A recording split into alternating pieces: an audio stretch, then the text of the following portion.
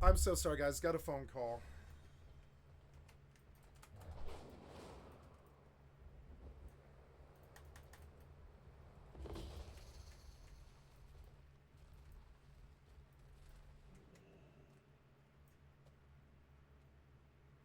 Can I kill that fucking guy?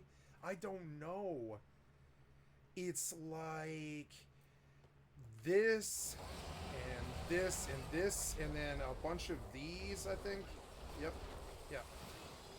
Did you get it all? You did. And then Essen bursts are free, I think. Oh no, I have to kill those. I gotta kill those. There, so put another. Oh, yep, nice. Oh, yep. My stun is so nasty. Alright, now stun them. And then burn them. And then...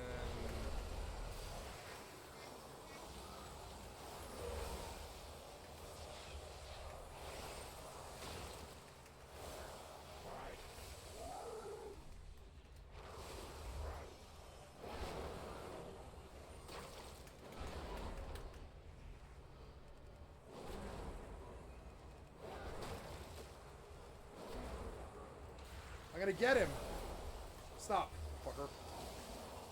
Get off me. Oh my god, I can't. And now I'm gonna burn him again. No, I'm gonna run the eternity. Go, go. Nope, I can get out of it. That sucks. You're so annoying. Burn him. Kill him. Kill him. Go, go. There. Oh.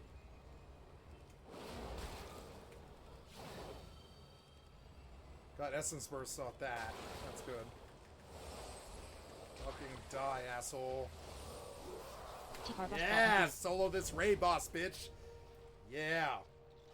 92%, almost done. Frostclaw Spellfingers has been added to your appearance Plate collection. gloves. Cloth. You receive Cloth and plate. Grats, cloth and platey. You know, it's like, fuck, man. Gloves. Why even play the game if the last 7 epic drops have been goddamn cloth and plate? You fucking piece of shit developers. I despise you so much in the way you do You receive things. currency. Elemental overflows What the 387. fuck do I need somebody else's epic fucking You loot 19 gold, 47 silver, 72 copper. It's always been a problem since Wrath. What the fuck do I need somebody else's gear for? You're dumb. Maybe BOEs, yeah? Not BOPs. I don't need somebody else's BOPs, you fucking piece of shit idiot. Piece of shit idiot.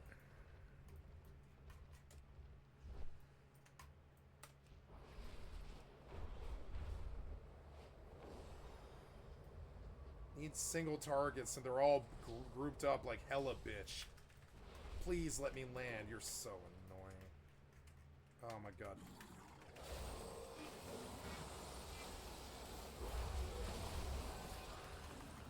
You receive loot, ice chunks. These smaller things are better. You receive currency, elemental overflows 8.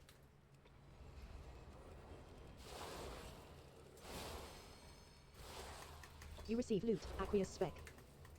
Okay, 97, loot, almost chunks done. 2. This took forever.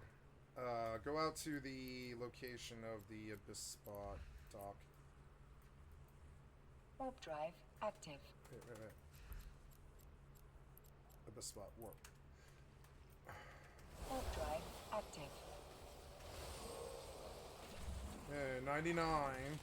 You receive loot, ice chunks. Maybe You receive currency, maybe I can pull that elemental strike, or overflow those 7. strikers or whatever. Or maybe I'll just kill them all, because there's no boss or anything.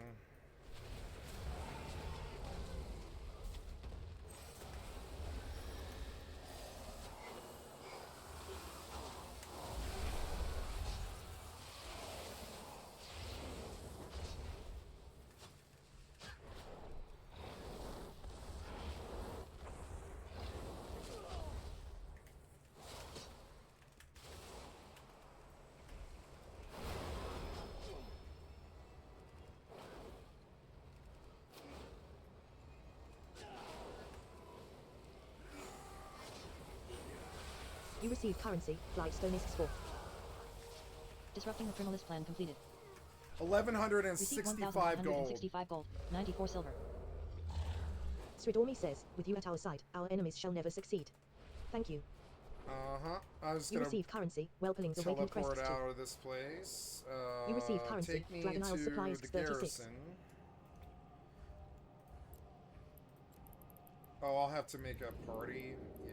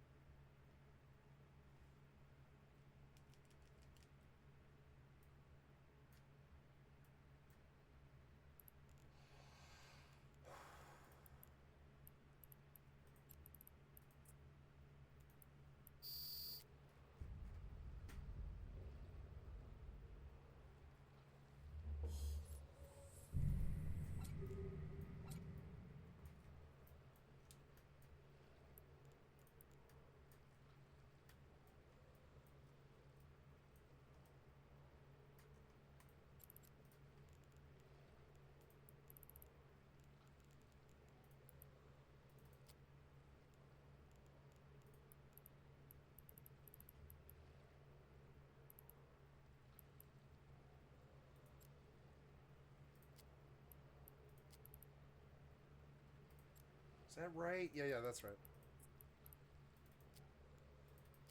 2 jumps, which is not too good, but that's alright.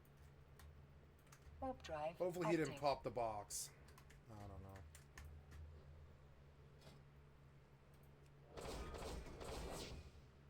You receive currency, Garrison Resources 34.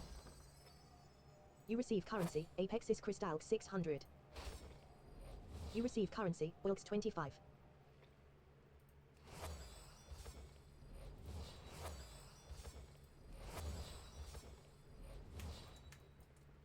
Shadow Hunter Ucamp says, Boss, I got the recent threats sketched out on the table for you whenever you be ready. You have learned a new passive effect.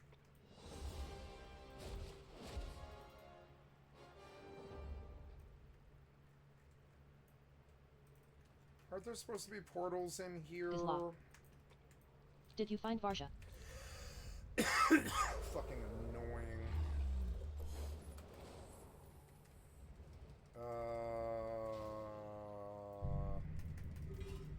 You receive currency, Garrison Resources 147. Why am I green? Weird.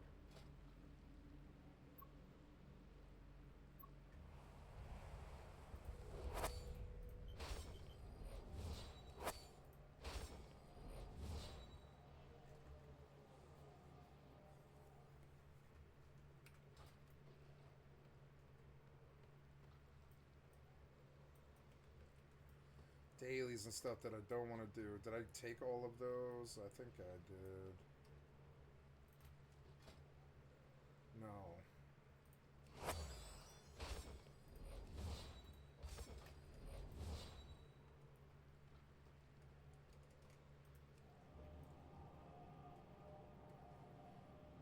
What? Okay.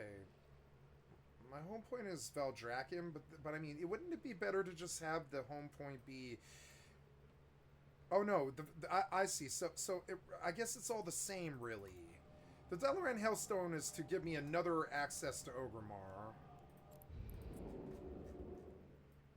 Warp drive active. Celestina, it's about to be a new day. Okay. Let's go pay attention to YouTube.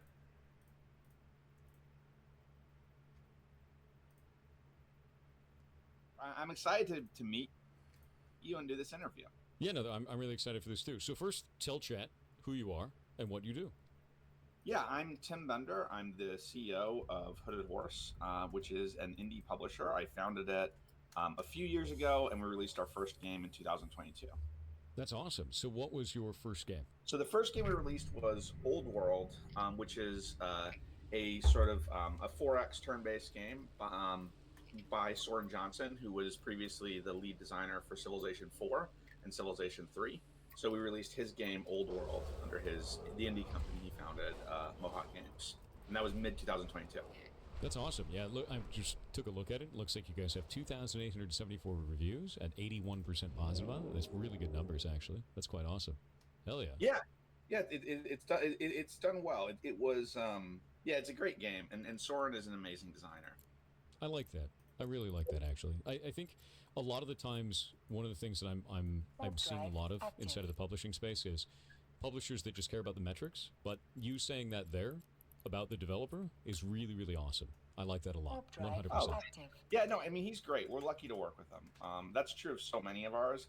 There's another way I could have answered the first game question, which is the first game that we signed. It took longer to get to release, not by much, but a few months, and that was Terra Invicta was the first one we signed by John Lumpkin, who previously did the Long War mod for XCOM and for XCOM 2. And he's also just amazing to work with. And that one released a bit later than Old World, like 4 months later or so. It was late 2022. But yeah, it was Terra Invicta, and that was just, a great game too. I feel lucky to have worked with these people. Terra Invicta, there we go. Oh, that looks awesome. And these are vastly different games from each other too, is what it looks like. Well, at least different settings. Yeah. Yeah, That's awesome. they're both quite different, and they're both, when you mention settings, I think the thing that we look for most when we publish is games that are trying to do something new. So Old World wasn't trying to be Civ. It's confined to the ancient Mediterranean. So it's confined geographically and temporally. And by zooming in is able to really good, he offer didn't this pop my box. ancient experience, that in more detail. And Terra Invicta is a similar sort of thing, zooming in to a time that most space strategy games don't deal with. Most of them are like, travel among the stars. They're interstellar games, right? And Terra Invicta is zooming in to mankind's first steps into space in time period and zooming into the solar system. So it's a local solar system game where like all the, like they've... with the death of, what's it called? Dragonflight for a new expansion, I think I will finally set my home point here to Orgrimmar again, because getting back to Orgrimmar is really annoying me. Says, hey, Dalaran is nice. come check out our new items in the trading post. I don't want. We just got a new shipment. I don't want. I don't want to set my home point here anymore. If we are to make these corroded plate warboots has been added to your appearance collection. 263. What's my? If we are to make these new landsars, then we must have places to rest our battle-weary bodies. Yep, I want The you to broken tub set is now here. your home. Because I go all over the fucking place. It's better for me to do this here. This is the same exact Hearthstone, they just do different things. That's interesting. I think I need another bar, and I think I need those to be smaller, but I don't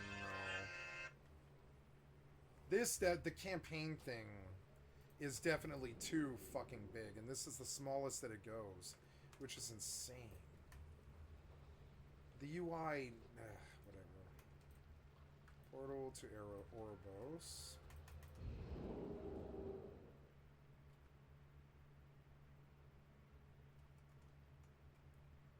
Got like 600 different asteroids, modeled in the game. And, you go there and you go to Mercury and you put a base there and such, and it's all confined to the solar system. And by doing this, it's able to do something different than usual space strategy games. It's able to zoom into a different period of time, that transitional time, and actually, play with the local geography of the solar system so that you're thinking about things like putting a base on a moon in Jupiter so that you can support your fleets that are going to the outer solar system and such. And strategically, like what each of those positions means. I agree with that, actually. A lot of the times we either get like you're on Earth still or you're traveling amongst all of the galaxy. So, that's completely true. It's very rare that we get our solar system is the place that we can explore kind of a game. That's quite cool. I really like that. I hadn't actually played this, but a lot of people in chat have as well. A lot of people have. So people are like, this is awesome. Yeah. So how many games have you guys actually published now?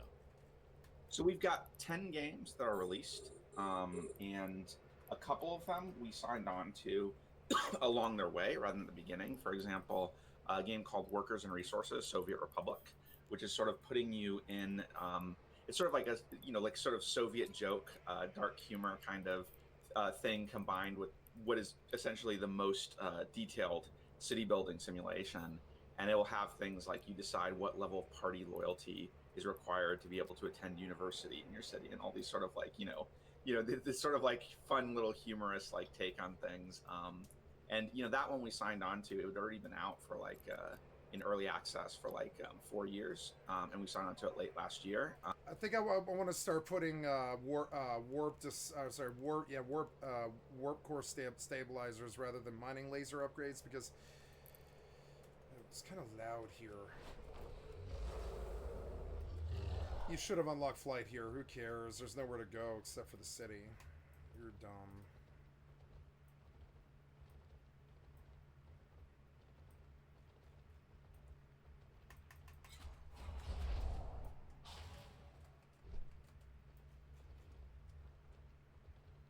See how I get kind of curt with Blizzard? Because to me it's like clear and present danger of negligence and disregard. It's like a clear and present danger of it, honestly. The kind of way a president would address it with zero, like, sympathy or compassion.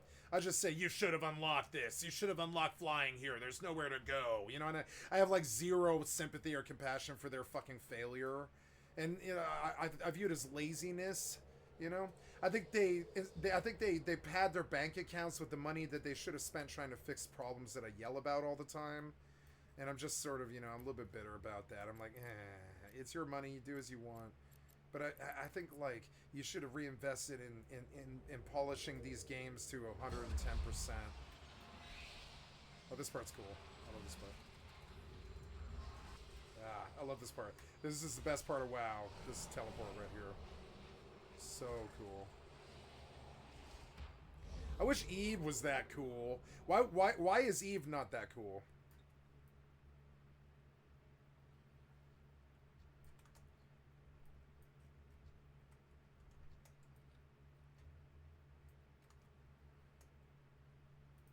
In preparation for its 1.0 release that's coming up. A couple others were like that. Also, game Empire: The Undergrowth that is like you control a colony of ants, and Nebulous Fleet Command where you sort of like do detailed space battles. So we've signed a couple of those we didn't release. We just signed on during their early access to help bring them to 1.0. The remaining ones we signed on, you know, we took to release. So it's been about 10 total that are out right now and available for purchase, and then another 20 that are in development and are upcoming. That's awesome, actually. It's quite funny. I didn't even know that you guys had published Empire of the Undergrowth. I already own that game. So I went to college to be an entomologist, an insect scientist, specifically myrmecology, which is ant science. I love ant science. I love ant science. I love ant science. I love ant science.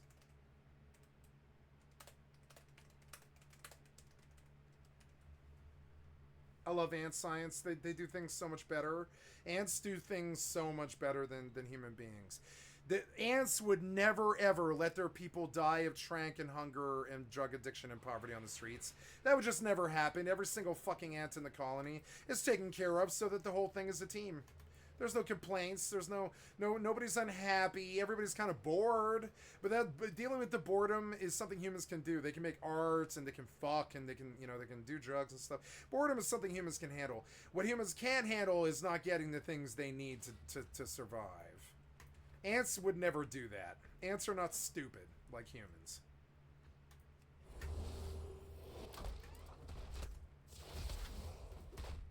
So I basically go on Steam and I'm like, I'm going to buy every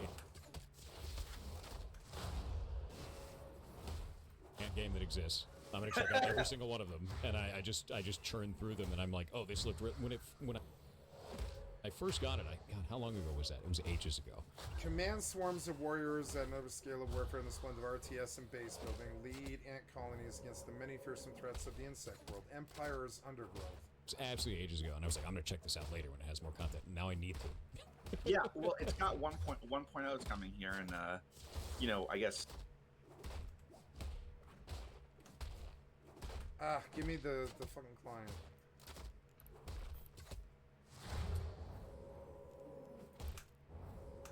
Are you losing this? Why can't you alt-tab to the clients correctly? You're stupid. You're stupid. Fuck you, Windows. Heal the tank. There's no healer here. How is this right? The only way we were able to win this is the tank is like a fucking rock compared to them.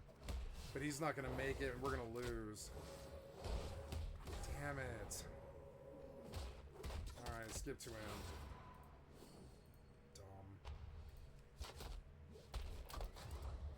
Yeah, we're gonna get this one though.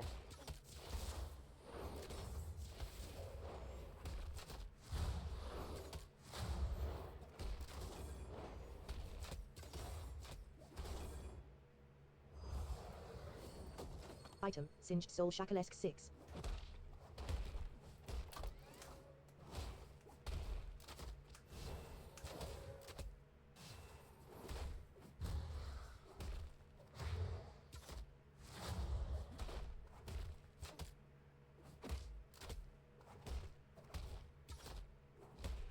Overwhelmingly positive. It's basically a month. So Oh, it's, hell yeah.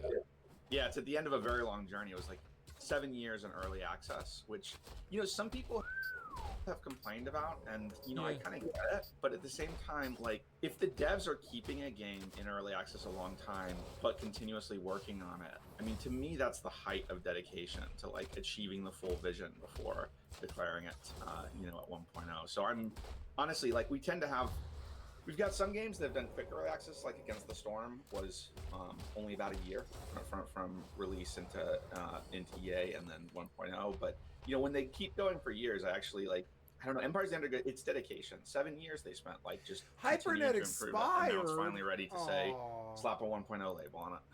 Yeah, no, that totally makes sense. Like, so about me, since you haven't met me before, you haven't seen my stuff. So I've been in the gaming industry for about 20 years now. I used to work at Blizzard Entertainment. I worked there for 7 years.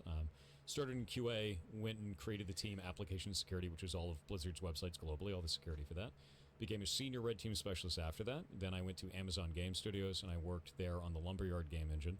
Then I left that, and I hacked power plants for the federal government. So I worked for the Department of Energy. Oh, So wow. that's great. Yeah, Wow. kind of a jump, right? A little bit of a jump. But the reason why is because have you ever heard of DEF CON before? The convention?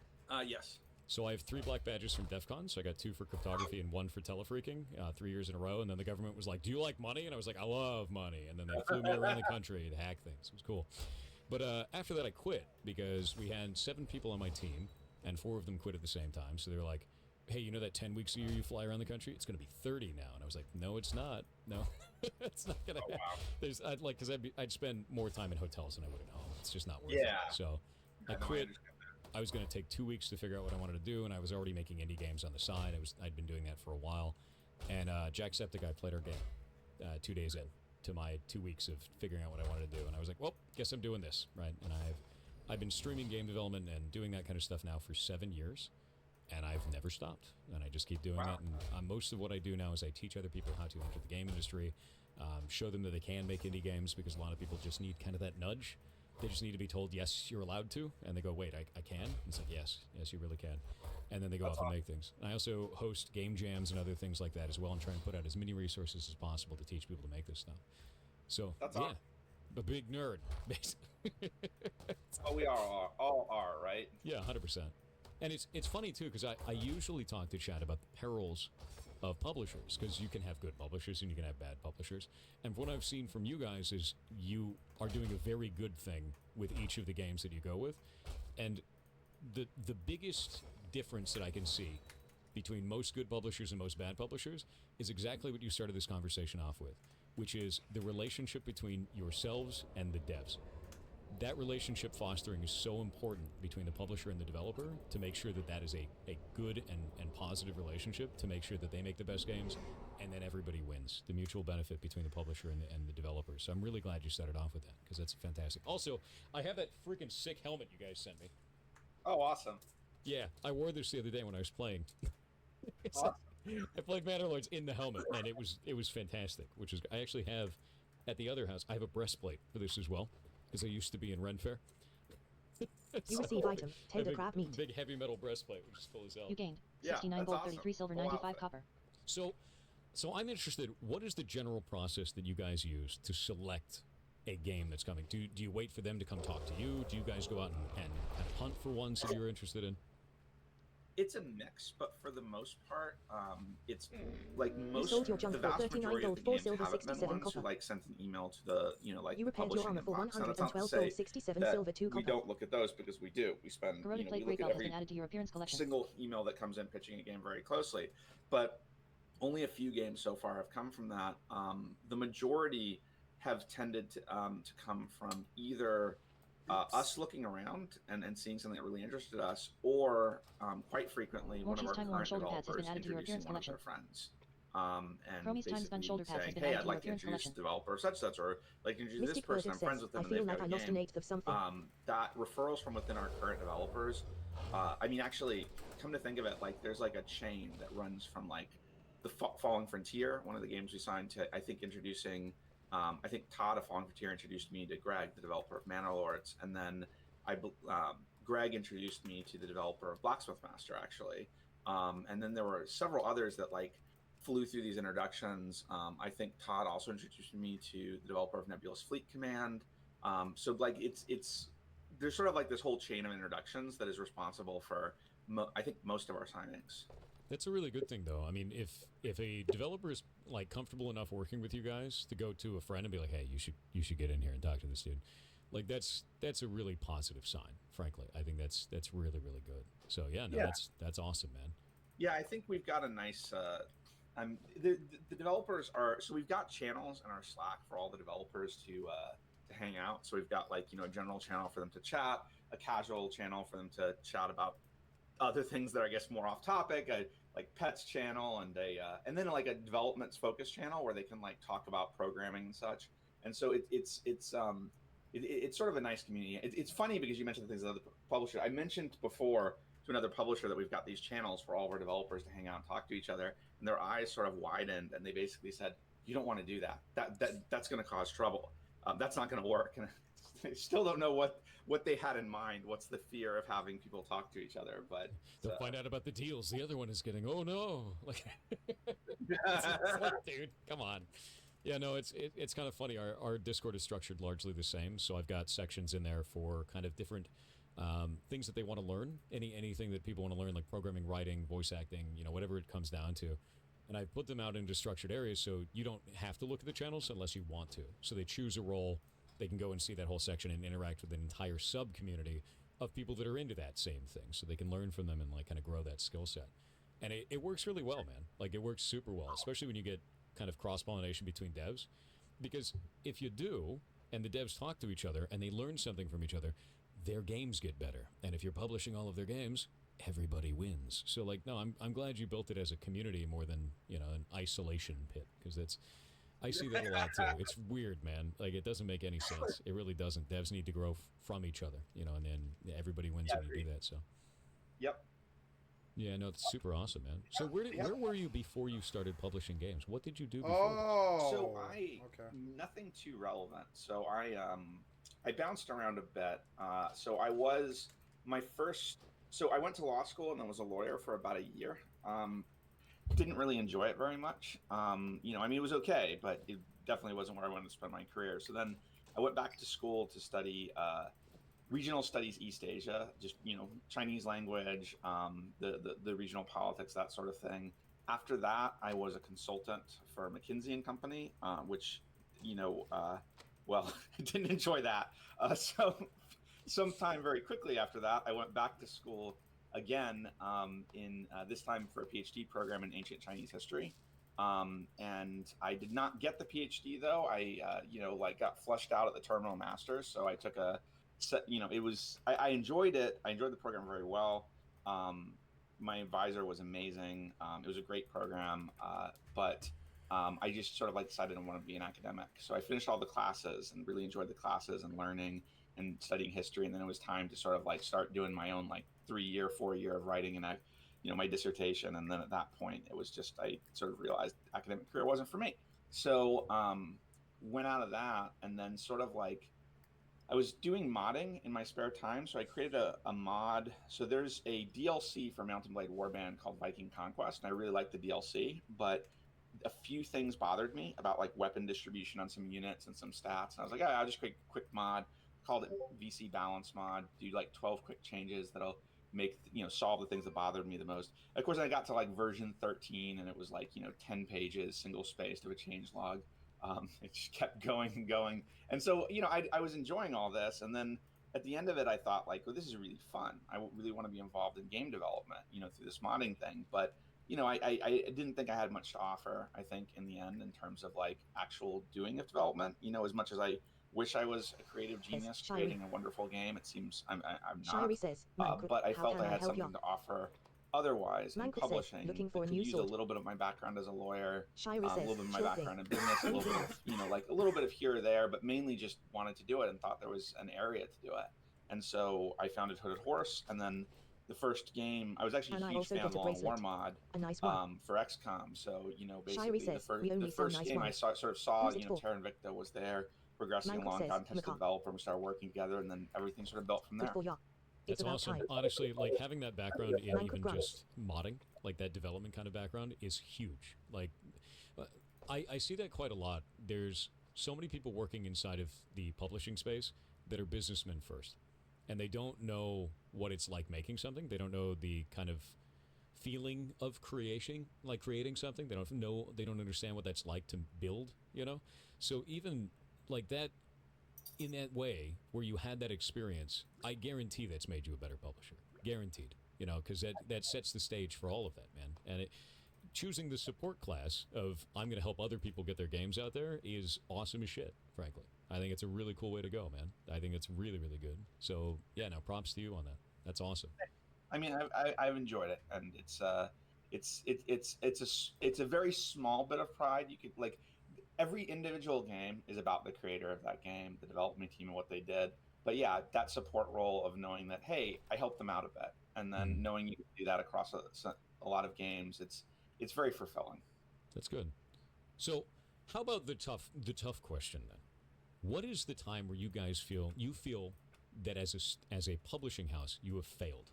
What's the one time that you feel you failed the most, even if you pivoted it into a win? Now that's interesting. That's one I have to think about for a moment because I don't want to just give you a canned answer. Let me think. Because there's always one that doesn't work, and you learn something from it, but it didn't work. You know. So, I think that I would first sort of like talk about the different ways of failure because I think that's important here. And what I mean by that is like if you take an individual like game, I think there's sort of 3 points or 3 ways to look at success or failure. One way is from the perspective of the players. Did they get something that they really enjoy and that they feel good about their purchase? Another one is from the perspective of the developer. Was it a success for the developer? Were they supported? Did they get the ability to continue in operations? You know, even because most games development can be very hit or Ganu says, I need a new hit or miss driven, right? And there's more flops than there are successes. So the fundamental measure sets for developer, I think, was it sustainable? Did the game do well enough that you can operate and go on to make another game? Or even it's great when they can grow too. But just being in a good place for the developer. That's probably the second type of success. And then the third type of success is the success from the perspective of the publisher as a financial project, right? That's the type of success is did I lose money on that game? Was that game profitable for me as a publisher?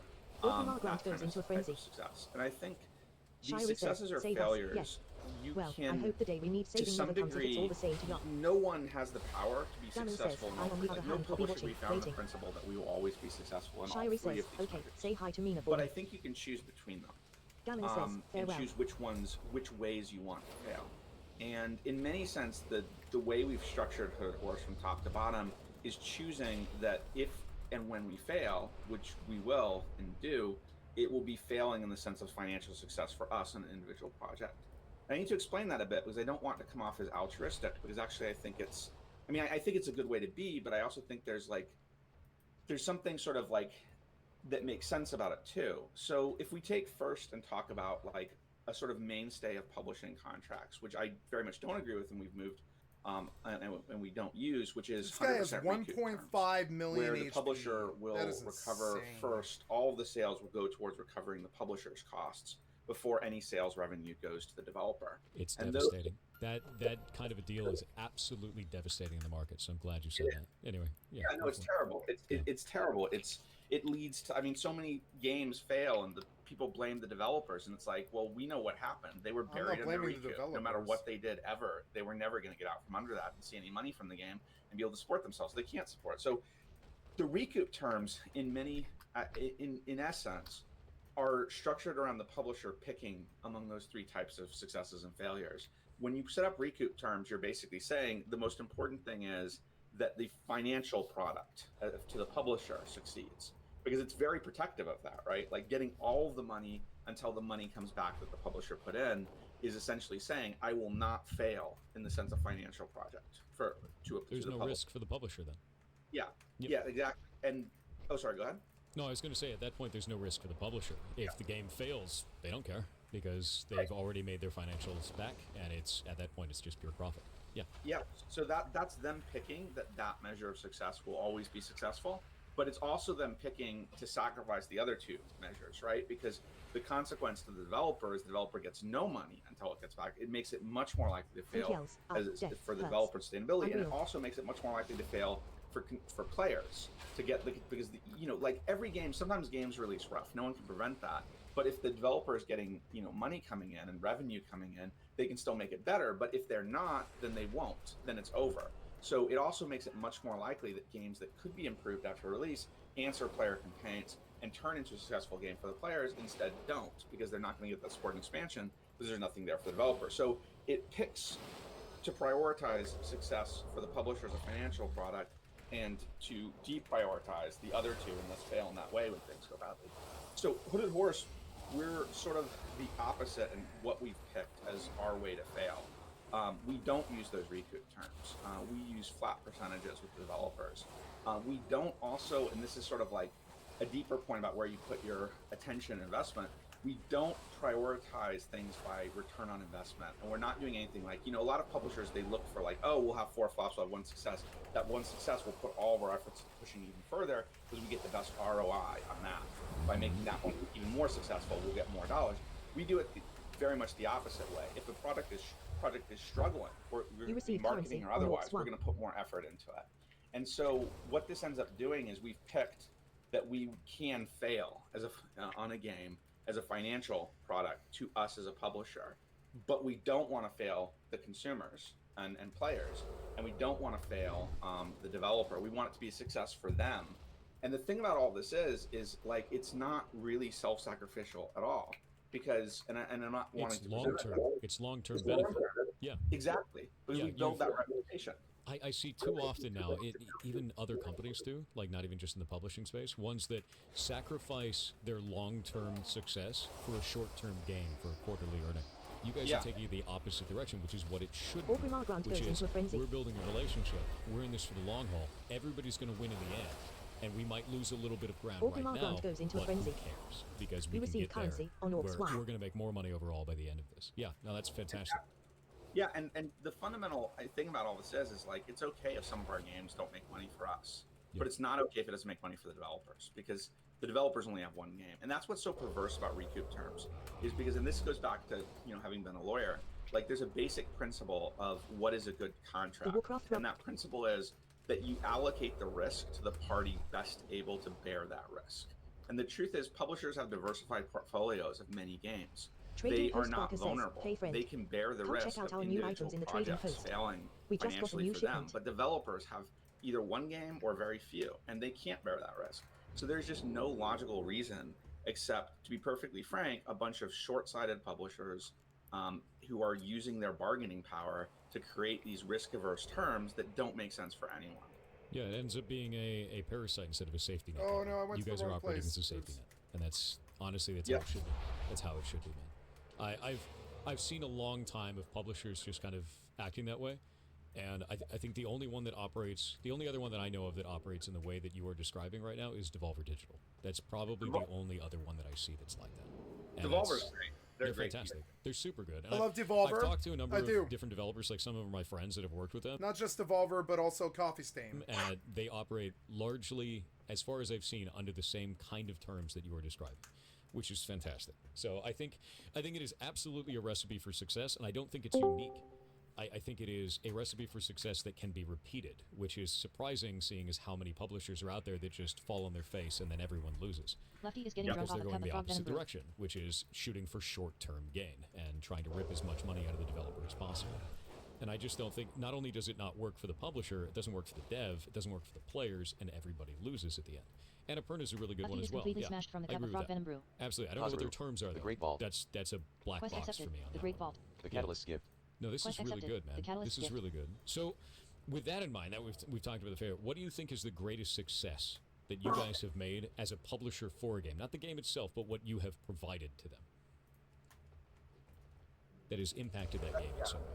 That's interesting. You know, it's one of those things that after the Greenadoria seems a little tipsy from you the know, cup you of frog never venom brew. like I Greenadoria is getting definitely drunk off a cup of frog venom I brew. definitely feel like we've helped the games that we've been with, but I would also there's a part of me that always recognizes that it's hard to tell like what you did, and these developers in most cases would have been successful without us, and hopefully we added to that and made it more successful, and hopefully we did make a difference. But the problem with that question, and it's not that I'm trying to avoid answering it, it's just that it's so hard to parse out Literary enthusiast says they were what overcome by the we passions did, Mr. and Scribeson's it prose would unleashed. require to answer You it. think some Argon I'd have milkshake. to be able to sort I of am like a say warrior like, and a oh, scholar. that much of that success was ours. But the truth is, we're in such a support role to the developers to sort of like just spreading what it is, their great game, as wide as we can. But it's so hard to tell what it would have been otherwise that I don't really know definitely enough to claim anything about any of them, except to say that I hope we help them all as much as we can. No, good. That's a good answer, man. It's you're not dodging the question. You're telling it more realistically. Because to be honest with you, if you're having a partnership with another group, it's both of your gained, frankly, at the end of the day. And there is no Pelican Bluff. there's no like, oh, we Pelican did Bluff. that, and the I view developer myself through the wouldn't have lens had of that my without family. us. It's like, no, you guys were able to do it because the developer's doing well. Developer's able to do that because you're doing well. And without both sides of that coin, it doesn't work. So I agree with that. That makes sense. That makes a lot of sense to me, actually. So here's something that I find to be interesting. Have you guys ever handled the localization for games? Because I'm finding more and more that publishers are handling that. And I've Yes. seen really bad mixed results a lot of the time. We do all of our publishing or all of our localization in-house because we found like native speakers that understand my horrific brand of dad humor, and then they can localize that into other jokes. And a lot of people don't realize this. Localization is not just translation. Localization is if I have a joke, a pun in English that's like the door is jammed. A It's dry not even work is never strawberry, done. right? Like that's It is wonderful to see Valdrock. funny Quest accepted. in English, A dried and work you, is never you done. can say it's not, but it is. I don't care, right? You're not going to stop me with that. But if you translate that into Brazilian Portuguese, the joke doesn't work anymore because those words don't mean the same thing. Jam doesn't mean a fruit preserve and the door being stuck in, Brazilian Portuguese. So you have to localize the joke. You have to make sure that it works in the same circumstance, but with different words or with a different direction for the joke. And it's not easy to do. So do you guys outsource that out? Do you have a team internally? Like, how do you handle localization for these games? Yeah, absolutely. So we do handle all the localization for games we publish. We have our producers and production department works on that. We also have a a localization coordinator as a full-time job, Miguel, and he sort of assists in all that and making it as easy as possible on the developers to sort of like go through the process of the initial localization, the localization quality assurance step, where because once the game is localized, then it's time to have native speakers go in and play the game and see all the localization in the context, and so play it for a couple weeks and make reports and note anything that needs to be changed, and then that goes through another round.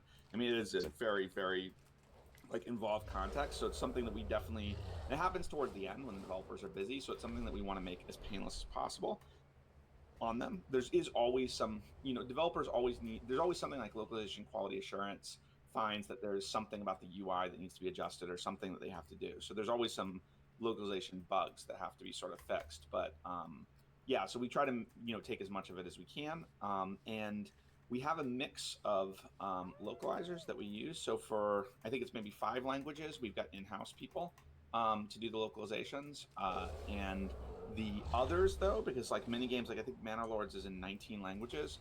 We don't have all of those in-house, and there's been some really good firms that we work with. And we work with several different firms that are located in different regions, and basically go through with them for the localization.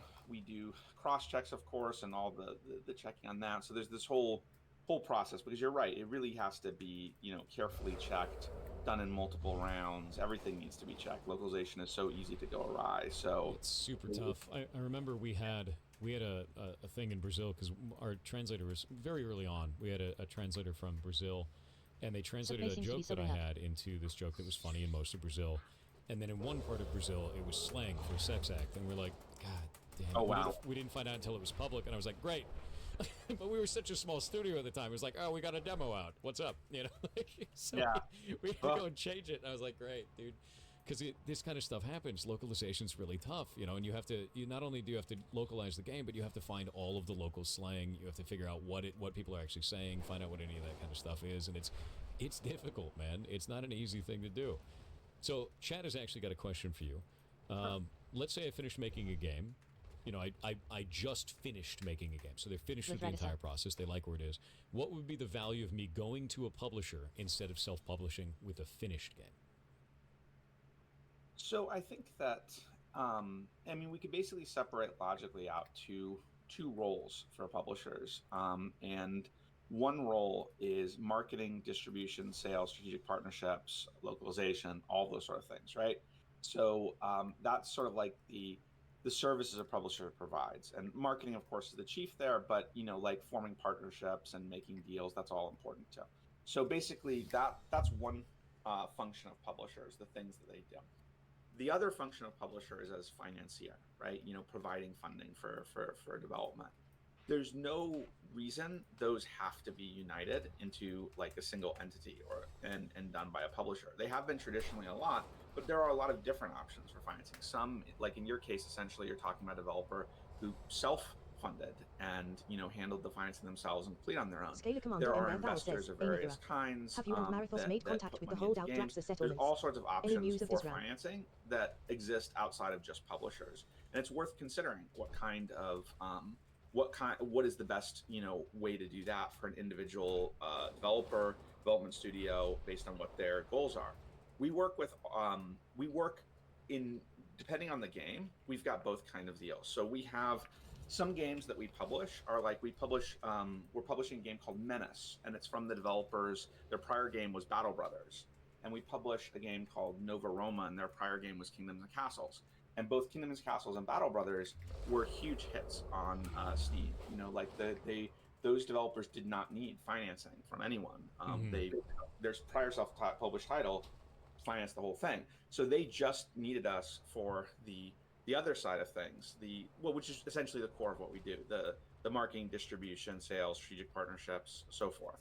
So probably I think the majority of games we have are like that. It's developers who, for one reason or another, from having prior hits or from other reasons, have fully financed their game and are looking to basically just use us as a publisher. That's the majority of our games.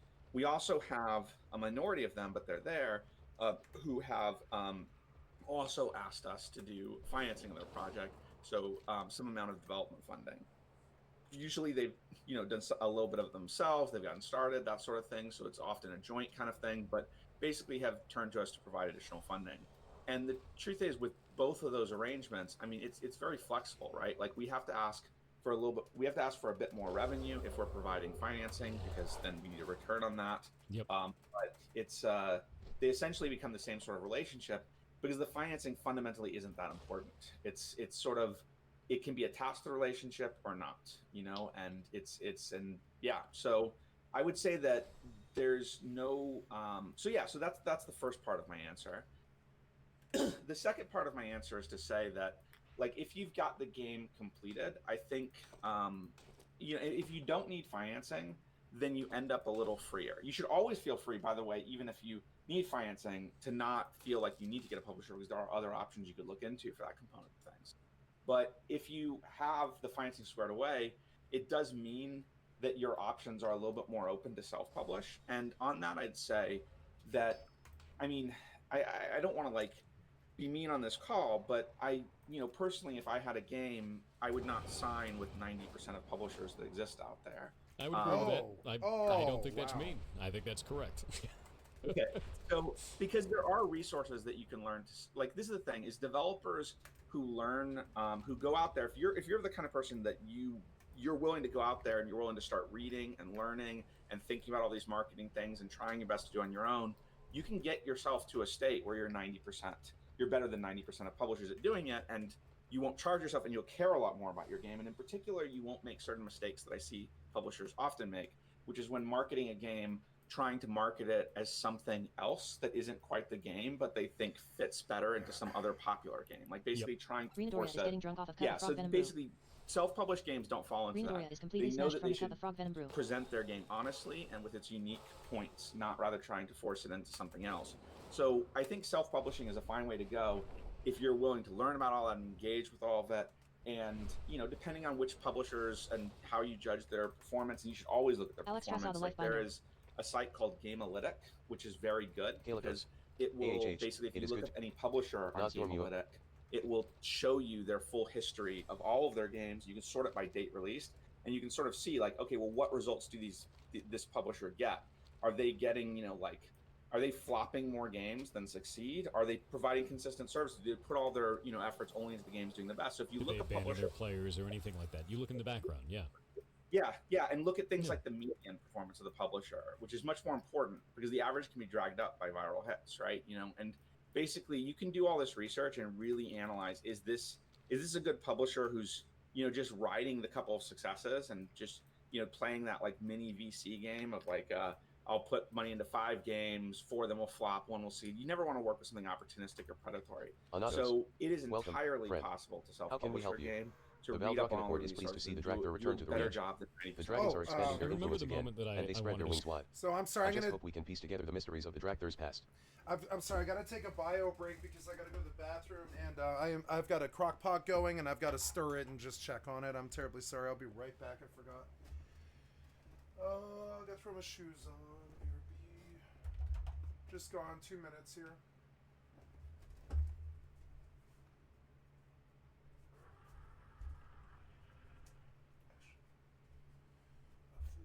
Minutes that this thing is charging are the minutes that I don't have to worry about it later, so I'm gonna plug it in while I'm stepping away because if I can get the cord to actually work. There. Okay. Oh, no. I heard it. So, okay, don't pop my box stations. Duck. You killed me again, you fucking idiot. Why? I'm gonna eject.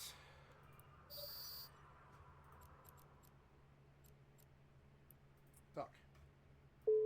Warp drive active. Fucking dumb. Sorry, I gotta go to the bathroom. You can have it. You can just have the fucking ship if you want.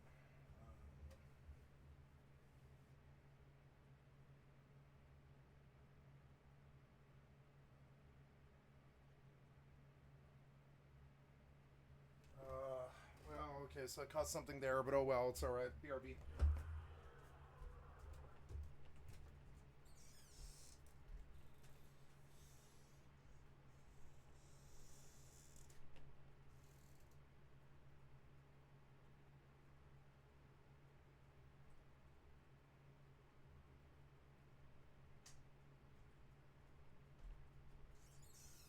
Docking permission requested. Docking request accepted.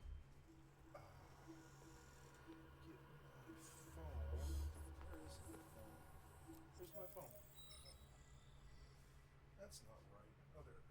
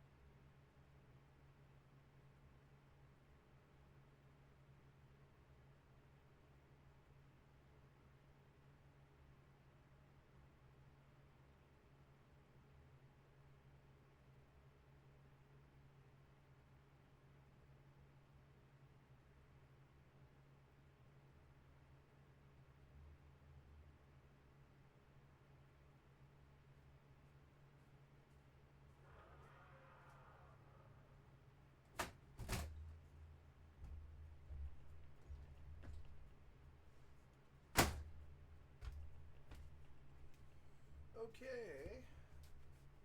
Sorry about that. Oh no, I have to stir the pot. I forgot.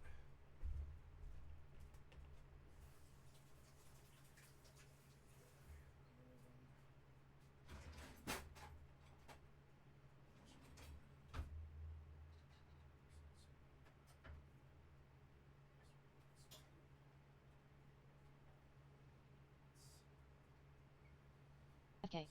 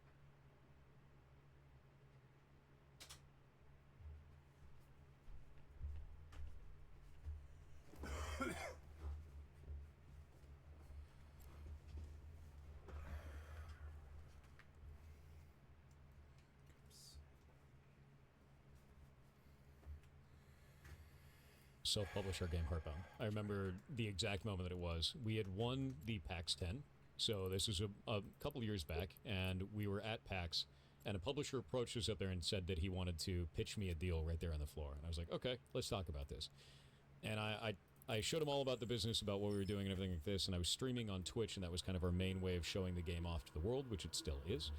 And I said, if you were to change one thing about my business right now, what would it be? And he said, I'd stop streaming on Twitch. Oh, wow. I was like, okay. What would you do instead? He goes, I'd start streaming on Mixer. And I was like, here's all the analytics for Mixer. Mixer is incredibly unstable. Here's where they've implemented a currency that has effectively turned all of the viewers into bots, because what Mixer had done is they created this system called Sparks. Sparks were given to you like channel points on Twitch, but they were global.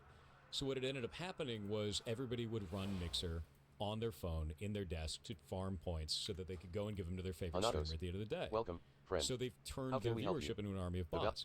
I said the moment they open up for advertising revenue, the advertisers are going to put ads up, get ridiculously low click-through rates, and it's going to fall. That's what these the whole things are thing's going to for? fold up. And it did 3 months later. So when I brought this up to the dude, he just went red in the face, and like that was kind of the end of the conversation. I realized right then, I was like, these are people trying to sell my game that don't know anything about the industry that I'm in. They don't know anything about the streaming industry. They don't know anything about games, and they just want a piece of the pie. And I saw that time and time and time again, and it's super awful, frankly. So I would absolutely agree with you when you say there is a time and a place to publish your own game, but you have to do the research. You have to know your subject matter. You have to know what you're doing, and the only way you can do that is by going out and looking for it. So he's completely right. And then on top of it, yeah, the moment you do that, you're better than 90% of the ones out there. I agree with that too. There's a lot of bad publishers out there that just want to cut a deal, and they want to tell you that they're going to sell you the You are world. no longer that your away. game is going to be perfect and sell millions of copies, and when it doesn't, they're going to be sitting there with 100%. Oh, repeat he fit, popped and the you're gonna have nothing. fucking cargo It like sucks. a fucking cocksucker. Yep. So yeah, Fucking quite rough. piece of we shit. got a couple more from the chat. Let's see. Fucking How do you loser. pick which game to Piece of publish? Which shit is kind of garbage interesting, fucking assholes Because on at the that fucking point, it's like you non-consensual guys are probably games. getting hundreds of Come requests on, or you dozens of fucking requests a day. cocksucker. What makes a Doesn't game fucking stand out to you? Cocksucker. Because there's always going to be a standout. But what is it that catches your Well, I eye? learned, most? don't And how mind do you during prime time distribute that into to a the cargo team, and container, who they'll makes just the pop final it. decision? Do you guys do it as a team? Is there a whole like process for this? Yeah, there's so the process is, so I still am sort of I guess I'm the final step in scouting, because, and I look a lot myself too, but I'm not so very impressed with my own self, so such that I think that I should be making decisions as like, oh, I'm the final decision. Instead, it's more of a consensus forming, and it's a consensus forming around myself and a couple other members of the company who are highly involved in this, and we all sort of like really like look at it and talk about it, figure out what it is, and it's if there's not a consensus. I mean, this is actually how a lot of things run with us. It's how we work with our developers too. Like it's like consensus Docking should be the permission basis of requested. things. Docking Because if you're request reasonable people, you can keep accepted. talking and figure it out, right? Yeah. And when it comes to sort of like deciding which games to publish, we are being very, like there's tons of games that'll make money that we turn down, and there's like lots of money, and we turn them down for all sorts of reasons. Sometimes it's portfolio fit because we do have a focus. We like strategic and tactical games, and we're Noticed, yeah. You have a brand. yeah, and we're saying that because we don't really know, like, I don't know if we go too far from that, and it's not just. And the reason we say strategic and tactical is a lot. Some of the games we publish probably wouldn't be described as primarily a strategy game, but they are games that incorporate strategic and tactical elements, which is what we think are important. And that sort of gets to it, which is that what we're most looking for, I think, is something that offers a unique experience, something that offers something you can't get elsewhere, a new take on things that is creative and that players will perceive as Human such and have a reason to really fall in love with and say, Elron this says, is the game. that is This not what they game mean, offers FNZ. me this experience that I've been wanting. Trading Post Barker Because says, hey friend, there's, come check you out know, we our stay new away items from in the just Trading like, oh, Post. this is another We game just got a new shipment. sell, which The there are a voice lot says, of games well, like that's that, silly. but that's not Banking what is we fun. like to do. Mhm. And if you look at the games that we've released so far, I think it accurately describes them. That is to say, if you look at Nebulous Fleet Command, for example, which is a game that it's not for everyone. It's a game for people, but it is a game for people who want that game to absolutely fall in love with, because it's a game of sort of like this hard sci-fi look at what space warfare might be, complete with electronic countermeasures and all sorts. I mean, it's an incredibly complex game. Yeah, I played EvE for 15 years, so I was, Yeah. I was looks tipsy. big into that, like super into the end game of that. I was alliance leader of about 1,200 players in that. My chat showed me this game like maybe No wonder I like him. 2 weeks ago, and I was like, wow, that is ridiculously in depth, like ridiculously so. And I was like, this is awesome, frankly. So yeah, no, I super agree. Nebulous Fleet Command looks cool as shit, and it's nice. Nebulous Space Command.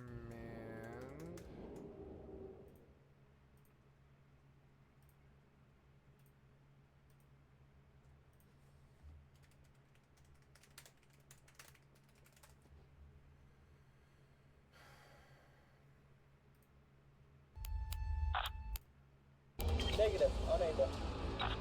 Fire control, locking on. Yeah, we've got him now.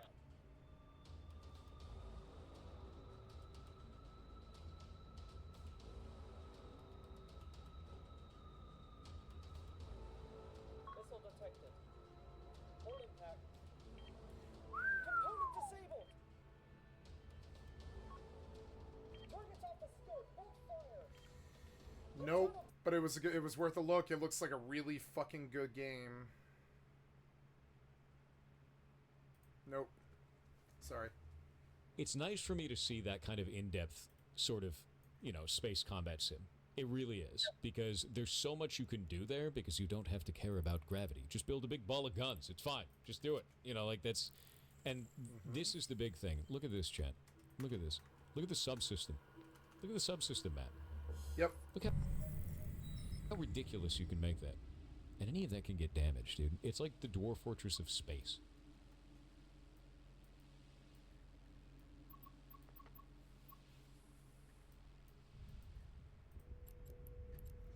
Yeah, you couldn't pay me to care about that much micromanagement. I am just not an OCD nerd. You couldn't pay me. Literally, somebody could be like, yo, 10 grand to beat that game. I'd be like, yeah, probably not. Sorry. One heroic, mythic, or 4 or 8. So...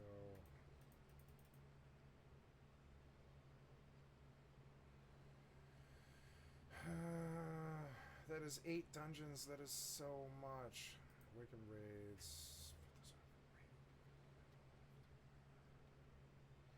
That is like 12 battlegrounds or something like that. Epic battlegrounds are fun.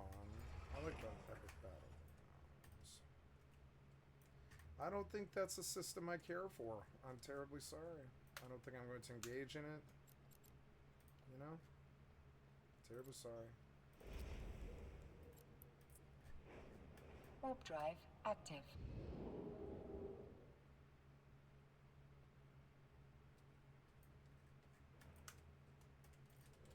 Alright, where do I go? That wasn't good, so we'll not track that one. We'll go track this one. Which direction is that? That's this one.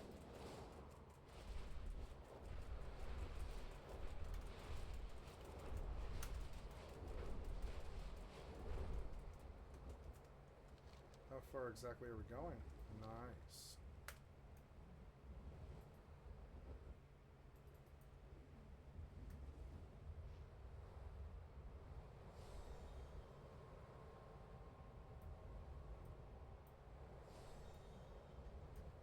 I need to edit that because I'm like, where the hell is my thing at? And that's it. That's why. This needs to be over here.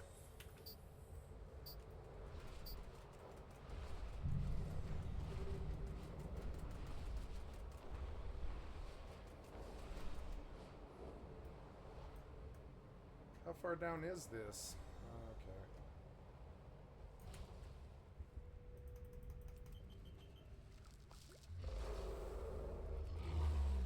You receive loot, Ceramic Shards 7. You receive loot, Dragon Isles Artifacts 3. You receive loot, Potion of Frozen Focus.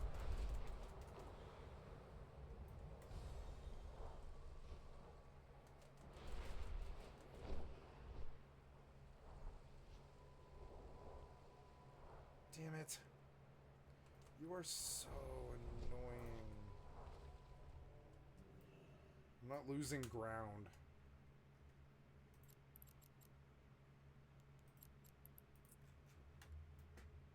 Warp drive active. It's a crucifier.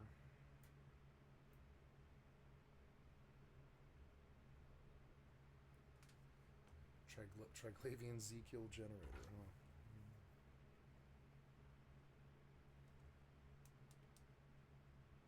Oh no.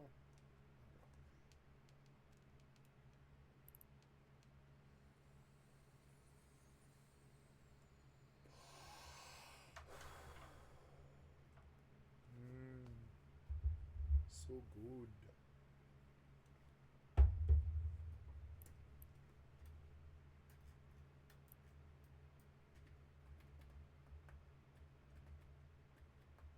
Docking permission requested. Docking request accepted.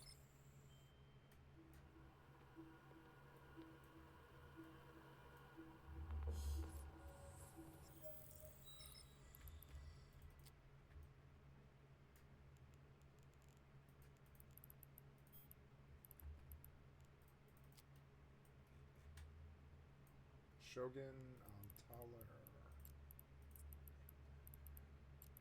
Anything in the item hanger? Nope. Cool. Let's go out.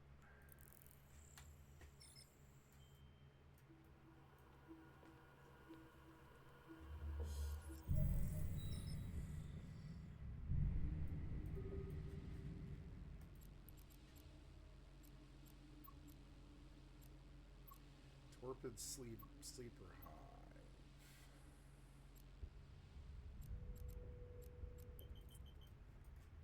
Warp drive active.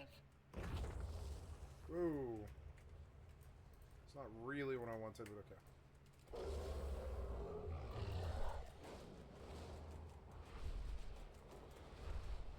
Now, okay, I don't really follow where this is. You have a terrible problem trying to direct me where these things are when it's underground. Is that it? It must be. Oh, God. What happened there? Okay, I don't know. I don't know. Go. I don't know. I don't know what you're doing. Stop it. Please, go. Oh, that ability is so bad. I want to spec into something else. It's just one more thing to worry about that isn't that good. You know?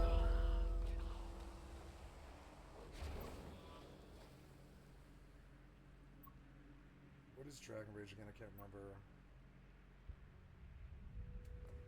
Essence is increased to 100%, and you gain the maximum benefit of Mastery Giant Killer regardless of target's health. So I guess you actually weave Azure into... Okay, I didn't really know. You receive currency. Dragon Dragon supply Rage is 6. good, but deep breath. You receive currency. Elemental overflows 20. Deep breath annoys me. You The loot 6 cooldown's gold, way 16 too silver, long. The 49 pathing copper. is shit. I need to change it. I need to change the spec, and I'm going to. This spec sucks. I don't want deep breath anymore. Deep breath sucked.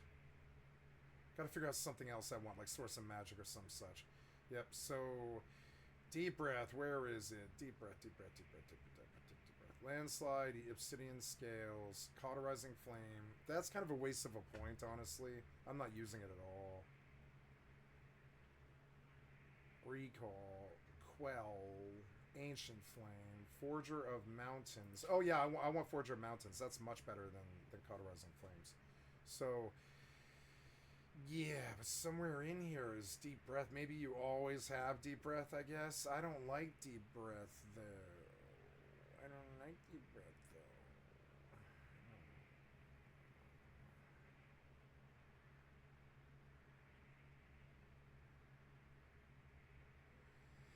So I guess you're supposed to Ruby Ember like 3 times before you... I mean, that's not that much health, though. I don't know.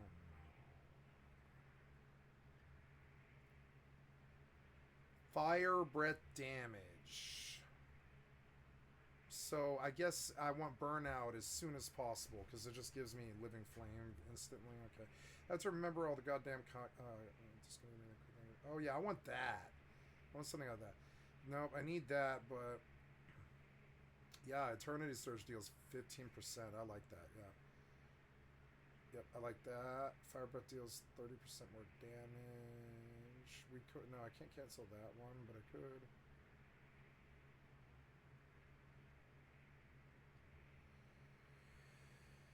Cost of Disintegrate and Pyre by 1. So, yeah, I guess so. If you weave in all the stuff, it is good. Yeah, I really want Font of Magic. There's stuff over on this side of the chart that I'm not so sure I need. Like this and this. And I want to go get Font of Magic and Fire Breath. That's one of the ones I'm missing. And then I need points from somewhere else. Because I also need...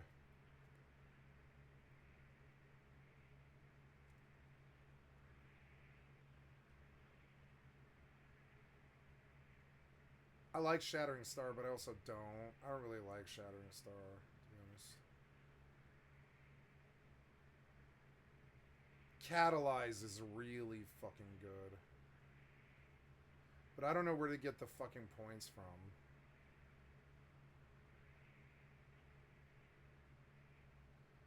Essence regen by 100% for 4 seconds. Power Swell isn't as good.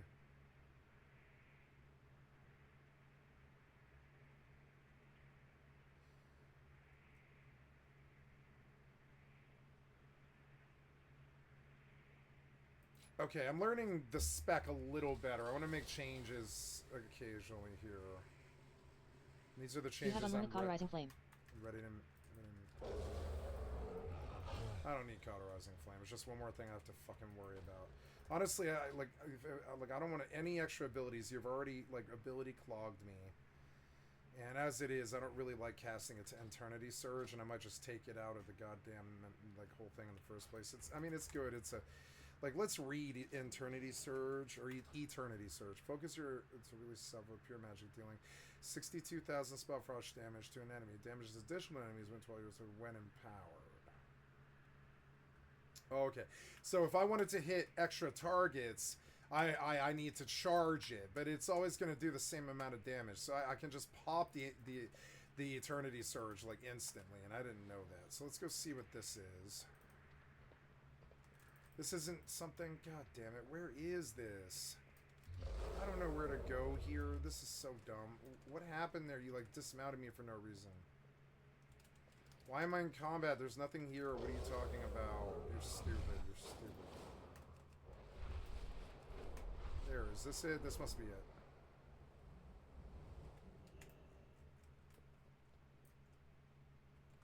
What were we watching? Here we go. Yeah. I love that, man.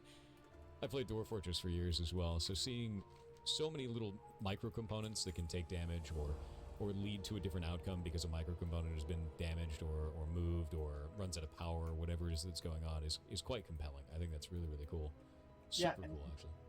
You know, that GIF that's part of the marketing I was talking about earlier, and that like you have to show people honestly what the game is so that you get the right people, because that GIF, I guarantee you, turns off some people from buying Nebulous Fleet Command. Yes. But that's a good thing, because it gets people the game who will love the game. They're the ones who buy it because they get excited by that. Yeah, it's the same reason that I put out a demo, because I tell people, I'm like, don't buy the game, go play the demo. It might not be for you, and if you like the demo, you might like the game. And the demo is actually the first full chapter of the game. It's like an hour-long demo, and I was like, just go play that, and if you like it, you might like what I'm doing, and if you don't, I get it. That's fine, right? Because like, sorry guys, it's so easy to get AFK. wrapped up in like a hype trailer and be like, wow, that's the game for me, and then you get in there like, what the hell are all these menus? There's a million menus, right? But if you're putting this front and center, be like, look how in-depth this is, you're going to catch a different kind of audience that specifically wants that, and likely you're going to have a much better time, you know? So yeah, I You completely receive agree. item, Shroud of the Awakened. Yeah, and that's everything. It's like Shroud the of the games Awakened that has been added to your we appearance select are like Nebulous Docking Fleet permission Command. They're games requested. that, oh 480. you know, nice. they don't have to. I mean, the actual size of the market is not the primary thing. It's how Docking much are request people going to accepted. intensely love it, who this game is for. The guy And has twice that, my I think HP. describes pretty That much is all of our insane. games, you know, and they're all appealing. I mean, Terra Invicta, which we mentioned earlier, Workers and Resources, Old World, Clan Folk, which is a game about, it's basically a non-violent colony sim about historical Scotland and growing a family. You know, and it's like, you know, normal colony sim is like people chopping off arms and crazy stuff happening. And Clan Folk, it's like you might get like a little fisticuffs occasionally, but it's primarily a peaceful sort of like, you know, here's historically what a, you know, what a family clan would look like and grow in historical Scotland. And for people who want that, that's the only place they can get that. And that's what we're going for with all of the games. It's sort of like something unique, something to love that will have a group of players who love it. You know what's interesting? I didn't even know that about Clan Folk. I'd seen this pop up in my feed many, many times, and I was like, oh, that's probably covered in blood and dismemberment, like all of the games that are like this. The fact that that offers a completely different experience makes that more compelling to me. Like, because I've never seen that before in kind of this sort of space. You know, that's wild. That's really interesting, actually. Yeah, Really and then interesting. against the Storm, you know, roguelike city builder, it's yeah, you just, I mean, that's the thing. It's like, it's just all of them have something unique to love, and that's the great thing. It's like with a game like that, as long as you don't like go into crazy production budgets, which some project, you know, like you don't have some insane, you know, like just, you don't bury the project under a giant financial cost. As long as it's sort of a reasonably small team, which is what we tend to work with, or medium-sized team, like they will succeed because there's something there to love. You know, you don't have to appeal to everyone in the world. You just have to appeal to a group of people who love the game, and the game will be a success. Yeah, no, I super agree with that. It's one of the things that I tried very early on when we were just starting our studio, is we had a arcade game called Champions of Breakfast. And the first thing I did, I was like, the way that you succeed is by getting in front of big streamers, right? And we made all this art for like all these different major streamers, and we put it out there and we sent them emails and all this kind of stuff, and not a single one responded. And I was like, this isn't the way to do this. I was like, I'm approaching this from my background in AAA. This makes no goddamn sense. Why would I want, like, if I were a major streamer at the time, right? I was like, if I were a major streamer, why would I want to play this game? No one's ever heard of it. I'm taking a big risk on it, and I'm just kind of shoving people onto a studio that's not even ready for it anyway. So I doubled down on community. I was like, we should just show the community everything, and I made a Discord. We started making social media accounts. We started talking to every one of the players. We started taking feedback and learning from them and doing that entire kind of thing to build up all of that. God damn And it. eventually what happened, I think it was about 5 months later, is, God, it's funny because it's wild to even think about it. It was Team 4-Star played our little arcade game, and they contacted me. They're like, hey, we want to play your game as Goku. And I was like, what? Yeah, so Team 4-Star ended up playing our little arcade game, and it wasn't because we reached out to them. It's because their community had reached out to them and said, hey, I really want you to play this game. Look at this silly game. And I realized then, like, community means more than anything else, and it kind of untrained me from that AAA sort of thinking of, like, throw money at it, and then it'll, you know, market itself. So yeah, no, it makes a lot of sense to me to go that direction. It really does, and I've had a lot of experience going through that. Yeah, community is great. I mean, like, I think it's one of the things that drove Manor Lords to the success it had, was just such a strong community. Yeah. You Yeah, sold no, I your super junk for agree with that. 33 And gold, I 29 really silver, love the 48 take copper. that, if you can confirm You this gained too, 33 gold, because I didn't 29 see silver, any, 48 copper. paperwork on it or any proof of it. People were saying that people had come to you and said, "Oh, why don't you guys hire a bunch more devs to get the game out faster?" And the claim was that you guys had said, "No, like games can take a long time. That's okay, and just let him work. You know, like let the devs work on this." I think that was it was an interview in PC Gamer, so there's an article out there that's where it comes from. Yeah, where yeah, I mean, the thing is, it has to be. I mean, it's everything that You receive that, item, that hand of order. you know, it's that it has to be Hand of order has driven been added to your by appearance collection. Greg's vision as developer, and that's. And we've been very clear. It's not that it's not that there won't be growth. It's just it can't. Like they think that there's some people who think like, oh, if you just hire a bunch of developers today, like they'll get their updates faster immediately post release. And of course, it would actually slow it down, right? Like if there was a bunch of hiring immediate, it would slow things down. And it just has to be growth that matches the developer's vision, that is consistent with what they want as a studio, that allows to preserve sort of the whole approach that has made the game what it is. So yeah, it's got to be slow, and it's got to be the developer's decision. Okay, so here's an interesting one. What do you guys have in place in case a developer wants to stop working on a game? I guess we would talk to them and figure it out. Like that's the thing, is that a lot of these, well, this gets to a contract thing, and like my background as a lawyer, my thoughts on how contracts should be. So our contracts are actually really readable. They're not like reference this area, reference that area, and a bunch of jargon. They're actually like around 10 pages, and you can just read start to finish, and everything makes sense. And part of that is not pre-preparing for everything in the world, but rather relying on the fact that there can be negotiation in good faith to figure out what's best and what can be done. We do have provisions. We do have a provision in the contracts if like the developer becomes incapacitated or something happens to prevent them from like getting the game to 1.0. We put provisions in that sort of would allow us to sort of step in and try to, because that's about living up to promises to the players and the people who may have bought it and such like that. But generally speaking, in the long term, there's I mean, I think there would have, we could always talk to developers and figure something out, and even in that circumstance, we would, because we'd want to do it in a way the developer wants. But I think the more fundamental thing about all this is that it is true that I mean, we're all familiar with the model of there's some much larger companies that are focused very much on DLC, right? There must be endless DLC.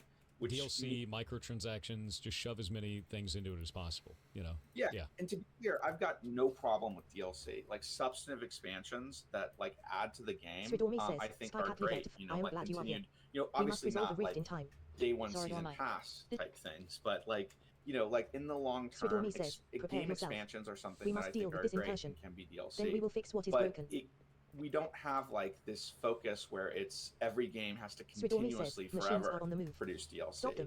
And there are cases where like you'll see games turned into basically like the original developers want to move on, so basically things are kept, but DLC must continue to be produced, and that can be tricky because when like there's cases where bring on new developers to do that and such. That can get tricky, and I don't think we don't have an approach where there must be endless DLC. There's like it's something it's driven by the developer's vision. What they want to do, what they see as the game, what they think should be added to the game, and frankly, it's all post 1.0 though, because like when the game's in early access, but like Old World has put out DLC and it's been very well received. Players like it. They're all positively reviewed DLC. And Against the Storm is going to have a DLC that and because it's post 1.0, it's it's going to be a great one. It's content players want. All that's fine, but it just doesn't have to be a mandate that everything has to go on forever. I think is the important thing. I honestly agree with that. I find too often in the industry we're trying to push games to be this never-ending experience. But then we have games that are amazing, like Outer Wilds, right? Where you just have this experience that you can play once. It is fantastic, and then that's it. And that's totally fine. You receive know, currency. and Paracorsal I flakes find more 30. often people are like, no, it's got to last 10,000 Sidormi hours. says, And it needs Murlocs to be an everywhere. hour of Chase them gameplay down. per dollar. And it's just not necessary. You can just have a very nice experience. You can be done with it, and that can be it. And there's nothing wrong with that. So yeah, no, I agree. It doesn't always need infinite DLC. It doesn't need any of that. It definitely increases the amount of revenue for things. We've seen that pretty dramatically. Same with microtransactions. But if it sacrifices the core vision of the game for profit, then you're going to end up with no players anyway. So there won't be anyone to buy it. You know, when it really comes down to it, I think also there's the creative drive of You receive developers loot, has Rumble to be point. there, and like eventually, if a developer decides, like, you know, even if there is still, you know, like market demand for DLC or something, a developer can reasonably decide, you know, I've been working on this game, I brought it to 3A, I brought it to 1.0, I released a receive couple currency. DLC, they were Paracorsal well flakes too. received, and now creatively, I feel like I need to move on to a new project. It's totally receive legitimate currency. to feel that Paracorsal way. You flakes know, too. like people don't. We don't want to like Sidormi chain says, developers the to their enemy wants a desks for like fortification and here. force them to work on Demolish it. one project for like decades, because that may not be what they want. You know, like they may have a vision for a new game, and you know, like and I think fundamentally, most of our developers are not primarily like profit, and what brings the most money to them is not the primary driver of what they want to do or how they make their decisions. You know, like they love their games, they want to improve them for the sake of it, and they'll have new ideas and they'll want to pursue that too, and I think that's great. Yeah, well, that makes sense. So, as a publisher, what do you think is the one thing that developers overlook the most that you are surprised by? Yeah. Let me think. Stumped him again. No, I want to give you a real answer. No, it's good. It's good. I'm glad that you pause and you give real answers. Like, I really am, because there's so many times where it's like a canned answer or a dodge answer from a lot of people, and you're not giving that, so thank you.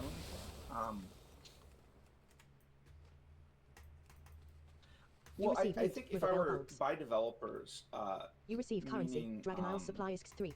including all the people who send us like pitch decks or something to the publishing inbox, to some degree, I've noticed people don't really think about like when they do their calculations, like, you know, in pitch decks, when they're like, oh, we'll sell this many copies and that will lead to this much revenue, and they'll do a projection for how much money they'll make, and it'll be like proving that the game will be a success. You know, and sometimes actually it proves the opposite, because the thing is they're forgetting a lot of factors. So like what will happen is they'll say, okay, well, we intend to sell the game for $29.99, and then they multiply it by how many copies they think will sell, and then they deduct, like they are aware of, like, you know, the cut of the store, right, the 30% from Steam cuts. They'll deduct that, they'll say that will make this much money, right? But the thing is, it's generally not even close, because they're forgetting that there is, first of all, regional pricing. That if you put your game up, you know, and you actually want it to sell much to consumers, and to frankly offer, you know, actually be accessible and affordable so people can enjoy it in some other countries, you have to use regional pricing, because otherwise you're asking people in large parts of the world to basically put, you know, a month's salary into buying receive your loot, game, and that's motionless not really fair. So basically, you know, regional pricing, you know, is important and needs to be used for those currencies. As a consequence, you don't like put $29.99 for your game and multiply a copy sold. You really, if your game's going to be priced $29.99 in the U.S., you need to understand that the average price paid is going to be much less. It might be something close. It might be closer to $19.99, because there's various regions that, you know, that need a lower price You receive than the currency. average end, and Paracorsal that's only the flakes first 30. step, because then you also have to realize there's things like Sidormi that, says, you know, Murlocs everywhere. and Chase them you know, down. that tax will come out of the amount, and really in the end, usually it's as much as a difference of, like, you know, when you start trying to factor in these factors, like it's half of what they think it might be, you know, in the projections they send, and oh, go ahead. It's honestly like regional pricing is just so important too. I actually talk to my community about it all the time, because when we first put out our demo, we had a massive amount of interest from Brazil. Saying Signal type But shift the game attempts was to run away in $10, fear. like we were planning on making it $10. You receive US. currency. And Paracorsal flakes that's 2. so outside of the price point for Brazil. And Saying there's so much call attempts piracy to run in away in Brazil fear. that just wouldn't, like, Saying people would just type end up shift pirating. attempts But to I run always away feel in fear. that piracy is an issue of Senra and economics and Sigmund distribution. attempts to run away in You know, fear. it's a purchasing Senra power and problem. It's Sigmund not people attempts to being run away in jerks. fear. So we ended up making the game 60% off You in receive Brazil, which I currency. can see Paracorsal for you flakes guys too. as well. You're doing roughly the same thing. Senra and It's about Sigmund attempts 54% to run off away for in most fear. of your games, which makes complete sense because that's You around receive the same currency. price point. Paracorsal flakes So we too. made the game, I think it was 20 BRL You receive in currency. Brazil, and Paracorsal $10 flakes too. US. And You receive currency. 25% of our Paracorsal overall flakes too. income from game sales came from You Brazil. receive currency. And it was not even Paracorsal the flakes too. cheapest price. They could have done it in Argentina or You anything receive else like that currency. if they were using Paracorsal VPNs, flakes like too. people claimed for that. But it was You receive about currency. 25% of the Paracorsal overall flakes income too. of the game was Brazil because it was just such You a receive massive currency. audience. Paracorsal So flakes huge. too. Absolutely enormous. So even though it was so cheap, it was just so many people that it was like we wouldn't have gotten any money from there. You could choose to make nothing, or you can choose to make something and have a thriving community there. And I honestly believe that regional pricing is so huge. It's so massive now. And I find that to be overlooked a lot of the times by people. They're just like, no, make it flat across the world. It's like, why, dude? You're not going to sell any copies that way. You're going to get pirated everywhere, you know? Yep. So there is a giant elephant in the world of publishing that is happening right now, and we're going to have to talk about it. What is your take on the entirety of this Sony and Helldivers 2 situation? You receive currency. I'm Paracorsal flakes very 30. glad that they reversed course. Stridorni says, And I fight think anything that does not was, belong in our you know, world. like, yeah, I'm very glad, especially for the CEO of Arrowhead. You know, the he's such a nice person. He actually tweeted out in support of Manor-Lords like some weeks before release. He made a really nice Senra and tweet Sigmund talking shifter about attempts to how run much away he's in fear. looking forward to playing Manor-Lords. You receive currency. You know, you Paracorsal can flakes too. just see in every one of his interactions with the community how genuine a person he is, how he likes to interact with his community honestly. You receive currency. The Paracorsal statement flakes he too. made, you know, shortly after release when he was saying, hey, you know, the servers, they're being overloaded, you know, just wait to buy, you know, you can wait to buy and come. That sort of statement, it's Senra and exactly Sigmund attempts the to run away way in fear. people should communicate with their communities. You receive currency. So, Paracorsal flakes and, too. you know, I mean, I honestly, he's such a nice guy, and I'm really glad things in the end went the way they did, because you could see the relief for him. I mean, if you look at, You like, receive currency. Paracorsal flakes too. if you look at his Twitter, like, you can see that. You receive and currency. it's nice Paracorsal to see flakes because too. he deserves that. Yeah. You receive currency. No, I super agree with Paracorsal that. flakes too. Actually, I have a Senra and really cool Sigmund announcement. shifter attempts to run away in fear. One Yeah. moment. You receive We currency. were waiting for Paracorsal this. flakes Oh wait, too. no, I don't have a cool announcement. You receive So this currency. is kind of Paracorsal interesting. flakes too. Can you see the stream right now? I was actually not doing it because I was worried about, like, messing no. something. No, you're totally good. You can watch the stream. Yeah. So Okay. we noticed something, and this hasn't been reverted yet. So Drive Sony claimed that they would be not restricting the game on PSN for all these 177 regions. Instead, they actually removed the ability to buy the game in those regions. And it's been like 3 days now, and they're still not able to purchase the game in those regions. They Sidorni technically can says, play as over Moloch, PSN or in this without time when PSN, Molochs have overrun but reality. no one there can buy the game. Stridorni So says, I don't among the know countless if time ways known to the Sony bronze actually dragonflight, you would reversed be their surprised how often this is the which case. is quite weird to watch. And I, Stridorni says, this while is a it silly does place, fit to but it the is also letter what they incredibly said deadly. they would do, Use caution. doesn't actually fix the problem. Docking permission Which I'm requested. waiting to see how long it takes for them to fix this. Right. Docking request accepted. It might be something in process. Sidorni Like, says, do not give sometimes, up. especially China. with Hoping. bigger We are companies, almost done. things can take a little while. I hope they'll restore it. And it might just be taking a little while to do so. That's You my receive hope as currency. well. It's Paracorsal flakes 150. concerning, I think is the You best receive word. The reason currency. Japan is on Lightstone is 12. this list, by the way, this is the global You version receive of the item. game. Valhala's And hard the striker. global version of the game can't have Japan on it Skycat.live because Japan has says, their own type. version because they have strict laws about certain things in terms of microtransactions and things like Yeah. that, and in-game currencies. You'll see the same kind of a thing in Gamer certain lock and areas of the dragon world, walking. like China You has receive very item. strict Asmolothian hourglass. sort of guidelines on human Quest remains accepted. in Gamer games. lock and We had to dragon go walk through into all a time that for rift. World of Warcraft, Wrath of the Lich King, which was a nightmare. Putting that out in China was an absolute nightmare. So yeah, no, you'll see that. So I was interested in that because I find that the general community thinks like, oh, we won, Alenstrasa the life binder but no one says, can buy and the you are game in holding those up well. regions. So I don't think it's actually over. And I'm Stridorni waiting says, to see no. what happens Skycat.live here. has been an And invaluable ally so far. Here they are. in your time Stridorni doing says, this as a welcome publisher, back. have you Alan ever Strasser seen arrived to check in while you were anyone closing the time want with. to restrict the game sales of a game Soradormai. for any Soradormai looks at the hourglass and potential carry. reason? This in any hourglass is of region? bronze dragon manufacture. It No, allows I someone to haven't temporarily seen leap that. to a different time way. You know, it's You I've received not currency. encountered Flagstone is 10. issues like this, so I Gamerlock and haven't Dragon walk seen into a it. time It's, rift. Completed. yeah. Received 2 gold, But 80 I silver, mean, we've 90 only copper. been, yeah, I mean, Alol it's, Taser it's, Lalo says. Alol it seems like Taser. it's a unique circumstance. Alenstrasa the Life Binder says. Grill Blau. GYL Halal LLY. Yeah, No, that is I incorrect. just haven't seen Renew it. Hugura It's, Ulo. it's our games are definitely available everywhere. And then Alenstrasa hopefully the these Life will Binder be says. I available clearly need to everywhere too practice more. soon. Yeah, no, I super agree with that because I've never seen that either. Never seen that in any case. And it looks like the only ones that you guys have blocked in is, there's not much you can do about it. It's going to be sanctioned stuff. Oh yeah. Or specific version regions. Yeah, specific Yeah, version anything- stuff. Yeah, anything that happens, You receive loot. Bottle torrent. if there are, those might You receive be... loot. Motionless Wait, MX3.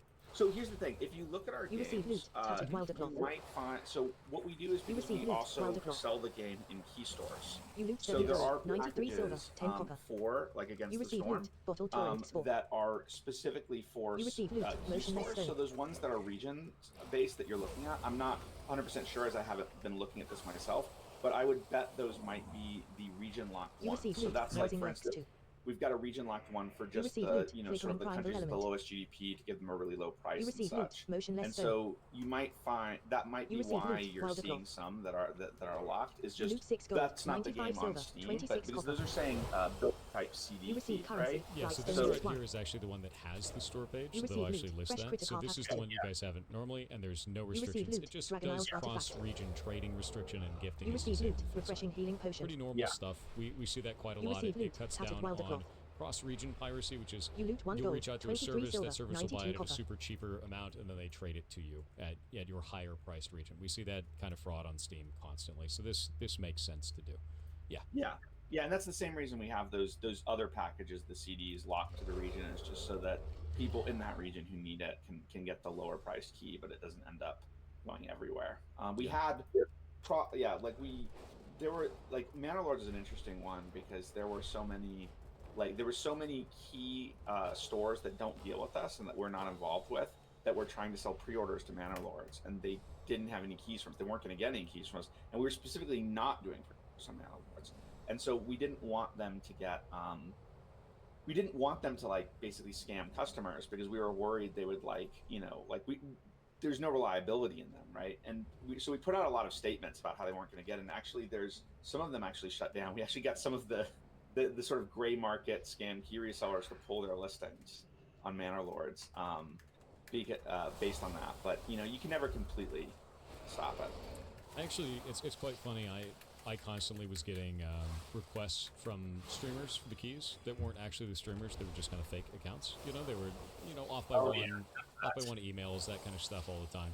And I started doing something quite funny with that. Was I would give them the key, and then about 12 hours later, I would burn the key using Steam's burn the key tool. So they'd go put it up for sale, You and then receive someone loot. would buy Long-term it, talent. and then the key wouldn't work, and they'd You leave the receive loot. seller a Winsong negative review, Lunajex 3. and then suddenly I stopped getting requests You for receive keys. loot. I don't know Torn why that resilient happened. leather It's quite scraps. good. I got on some kind of a blacklist, You receive right? It loot. was great. Dense Hide X3. But no, I always You love receive loot. just causing Resilient leather friction for those X4. guys because they're just out there impersonating You streamers receive and currency. doing all kinds of Flagstone dumb is bullshit. 1. So, it's You great receive deal loot of fun with for carving stone. Yeah, the 100%. thing that really got me on the You Manor receive Lords loot. is Dragon some Isles of them were artifact. trying to sell it for more than it You would receive be at loot. release. Potion of gusts. And that really made me angry. You receive currency. Flagstone is 1. You receive loot. Awakening Stone Wing. You receive loot. Geared Splinters 9. You receive loot. Dragon Isles artifact. You receive loot. Potion of gusts.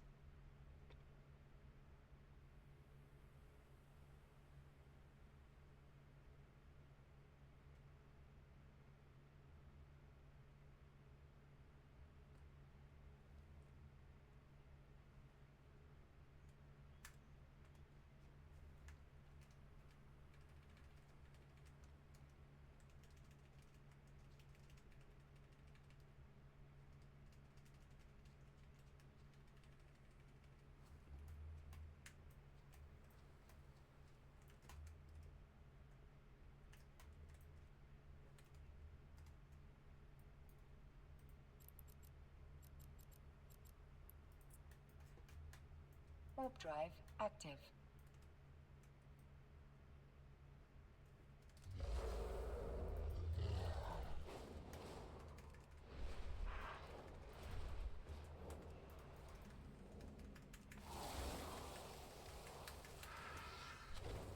You receive loot, sizable feather.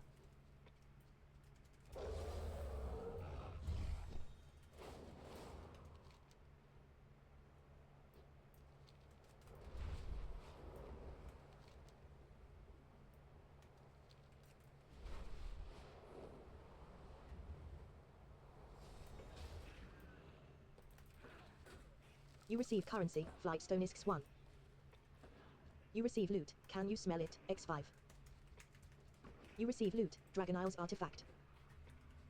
Can You receive loot, smell it, potion of the hushed X5? zephyr. Time Lost Chieftain says, puncture their flesh.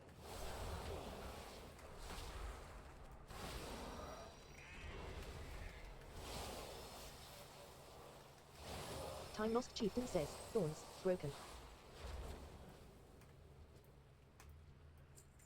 You loot 3 gold, 13 silver, 28 copper. You receive currency, Flightstone is X1. You receive loot, marbled broadhoof brisket X3. You receive loot, Dragon Isles artifact. You receive loot, potion of frozen focus.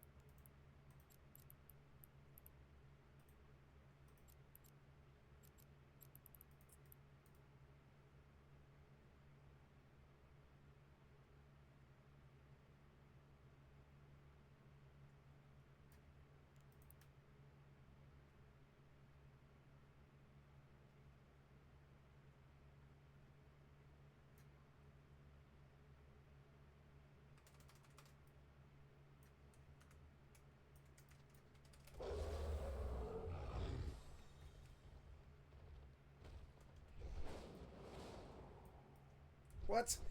Let me move! You and your bullshit wedging. Gotta grease those walls, idiot developer.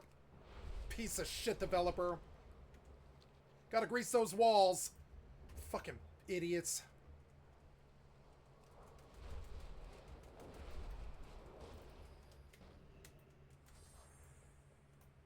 Future Chromie says, oh, there you are. Here to see Nosdorm you, right? Future Chromie says, lucky for you, I'm here to help solve everything. As usual. Yes, it is I. Chromie from the future. Nice to meet you. Again. Now, I can't talk too much about when I'm from or why I'm here. Protecting the timeways and all that, you understand. But I know exactly what's going to happen and exactly how to stop it. Yes, it is I. Chromie from the future. Nice to meet you. Again. Now, I can't. Future Chromie. Nosdormu told you about some big, scary something or other that opposes him, right? Well, I know how to fix the problem before it even starts. Received 7 gold, 2 silver, 25 copper. A line in the sand. So, the timeways, yeah? They're very misaligned. And you know how we bronzes hate that. So we need to realign time with these temporal hourglasses. Just plop them down throughout Ian's fringe. But you know me, always needing to help. So I'll be placing another hourglass nearby. Meet me there when you are all done. Place the temporal hourglasses throughout the shifting sands in Thaldrassus.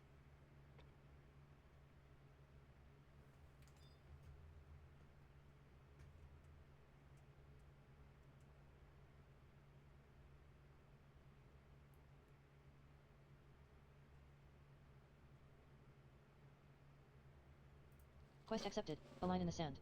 On borrowed time. I need you to fetch me some time lost essence. The creatures around here are filled to the brim with this stuff. Snuff them out and then use this epic extractor to collect their essence. You receive item, Epoch Extractor. Quest accepted, on borrowed time. Militia says, looks like you could all use some resources. There's a saying for this, survival of the fittest. Future Chromie says, thanks for doing these tasks for me. It's really helpful. Future Chromie says, with your help, Nosdormu won't have to worry about a thing. Trust me on that.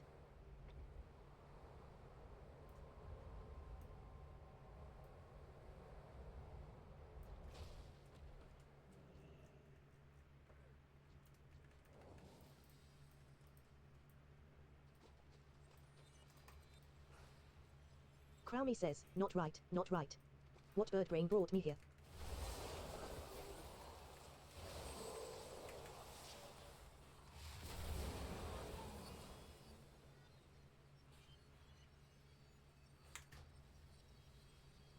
I think I will write it tip the scales fire breath macro.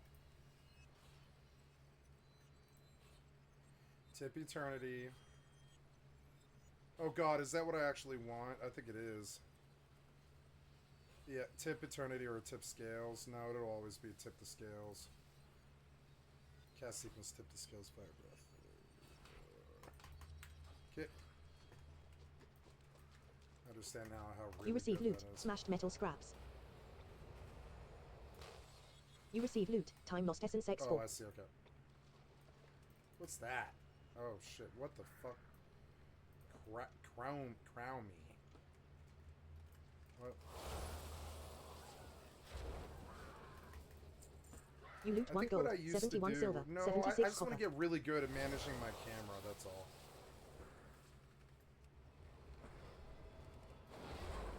I'm gonna look at my add-ons. Oh wait, do I get stuff from these guys? Oh, I do if I channel them. God, the game looks good receive now. loot, Look how time lost good this essence game X3. looks. It's like insane. Wait, did his body go away? You loot 1 gold, 3 silver, 45 copper. You receive loot, time lost essence X2.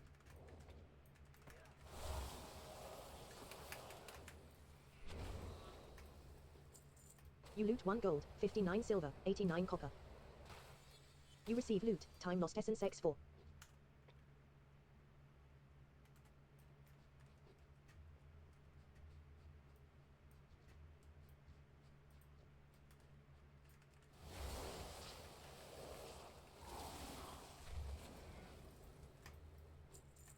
You loot 2 gold, 63 silver, 98 copper.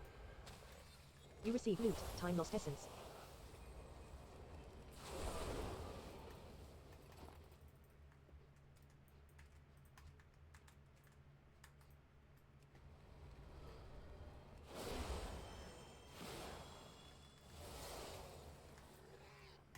You receive loot, splendid horn. You loot 2 gold, 41 silver, 22 copper. You receive loot, time lost essence X3. You loot 2 gold, 69 silver, 74 copper. You receive loot, time lost essence X4. Time lost chieftain says, puncture their flesh. Time lost chieftain says, I wilt. You loot 2 gold, 16 silver, 7 copper.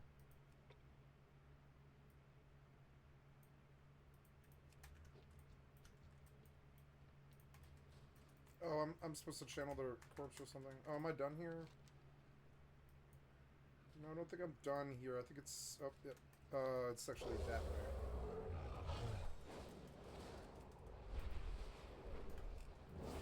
Time lost mudskipper says, RGRML. Time lost mudskipper says, RGL. MRG. You receive loot, tattered welder cloth. You loot 5 gold, 64 silver, 82 copper.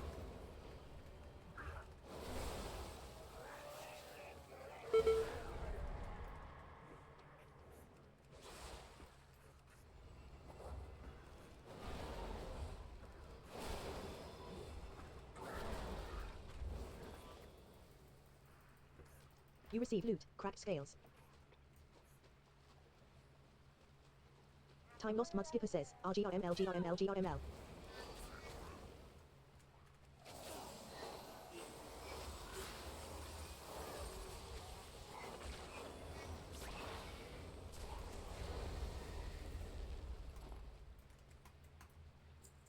You receive currency, Dragon Isle supply is Xate. You loot 4 gold, 42 silver, 16 copper. I love Evoker. I always have.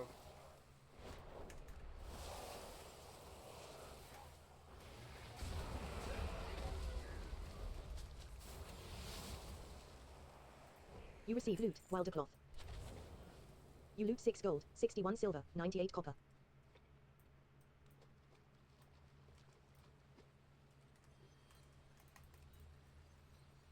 Chromple says, merger you heed Quakerhas NK.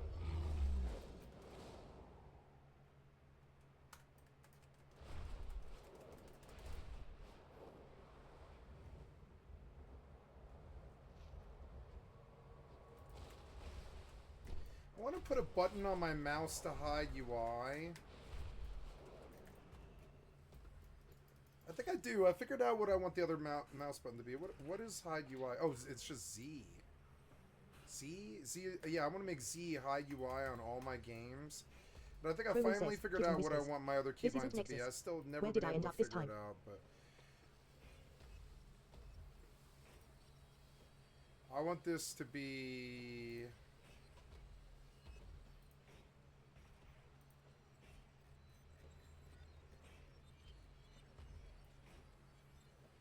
Z? No, Z. No. Z. There you go. Right? And then I can just kill the fucking... I can kill the thing at will. I can just kill it.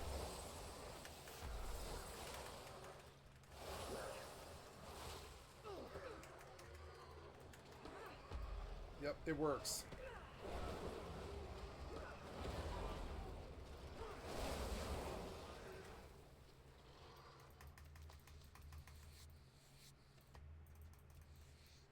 Chronosaurus. You receive loot. Time Worn Fang. You receive loot. Damn, Maybe that meat. goes a long way. You receive loot. Time Worn Fang. You receive loot. Adamant Scales X2. You receive loot. Adamant Scales X2. Time Lost Murloc says, MRRMGRL.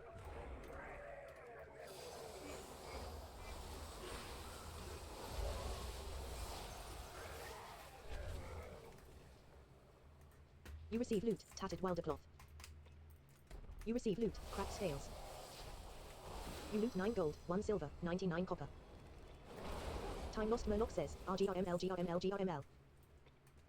You receive loot. Wildercloth. You loot 1 gold, 84 silver, 25 copper.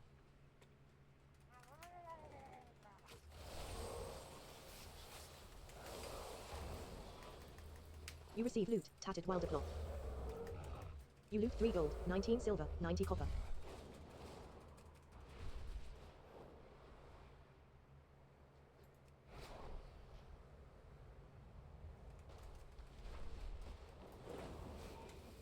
Chromie says, who are you? Future Chromie stares silently. Chromie says, now skycat.live is here. What is going on? Chromie. Can you please explain what's going on? I came here to find out who's twisting our time ways, only to find myself. Well, not me, but another me. Chromie. Can you please explain what's going on? I came here to find out who's twisting our time ways, only to find myself. Well, not me, but another me. Chromie listens to your explanation of what you're doing, her eyes wide. Me? From the future? Why, she's one of my top 3 people to trust. But it doesn't make sense. Why would she want you to distort the time ways to help Nosdorm you? Seems like it would just give him a headache. Warp drive active.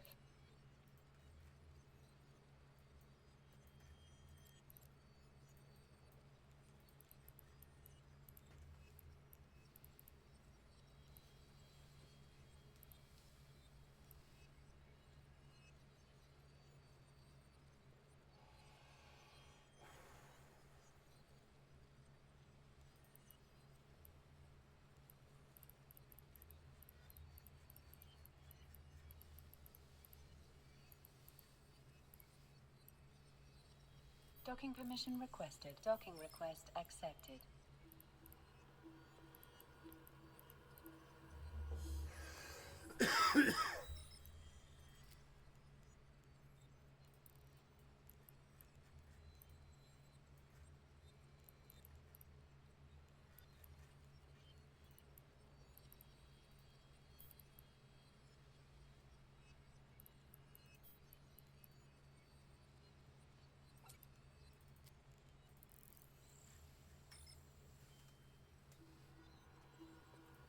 What's this?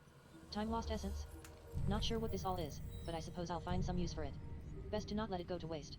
Receive 28 gold, 9 silver.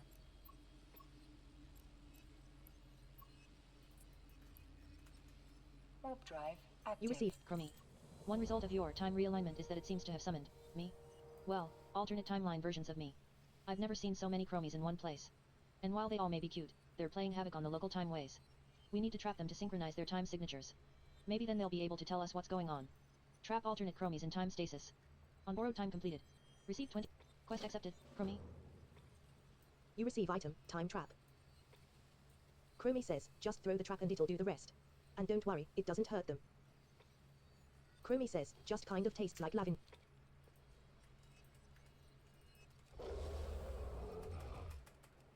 Oh god, what'd you do? You just left me with no mount.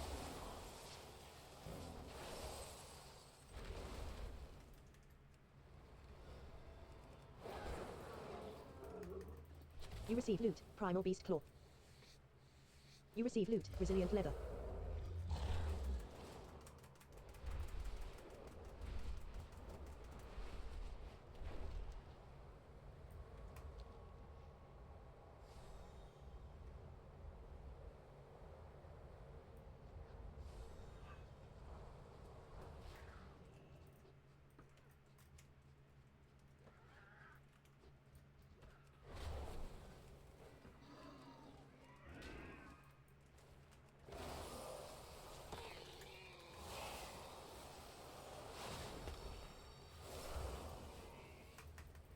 You receive loot, corroded plate legewas. You receive currency, Dragon Isle supplies Oh, 12. damn it. You loot 3 gold, 33 silver, 20 copper. Time lost Geomancer says, your death brings me glory.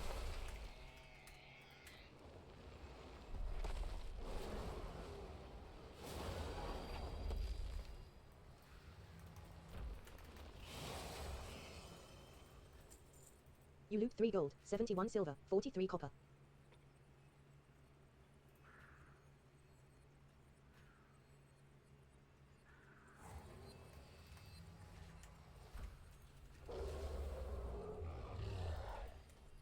Crowmy says, I'm going mad right now. Whose bright idea was it to bring me here? She's a wicked one, she is. Time Lost Chieftain says, this place is ours.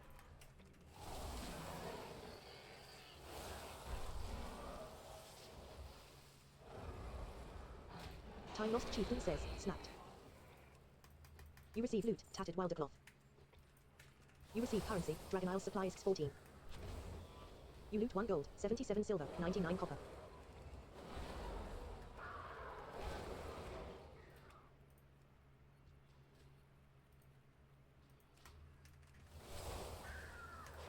You receive loot, corroded plate shoulder guards. You receive loot, tattered welder cloth. You receive currency, Dragon Isle supplies 6. You loot 3 gold, 64 silver, 52 copper. Time Lost Geomancer says, you are weak. Our tribe grows strong.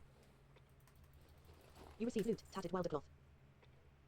You loot 2 gold, 21 silver, 83 copper.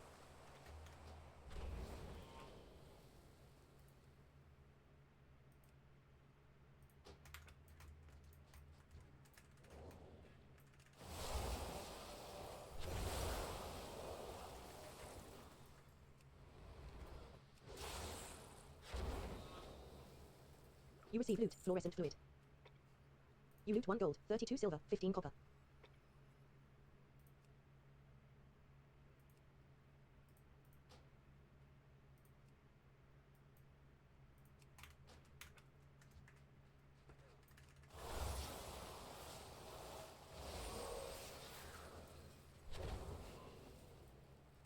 You receive loot, tattered welder cloth. You loot 2 gold, 43 silver, 77 copper.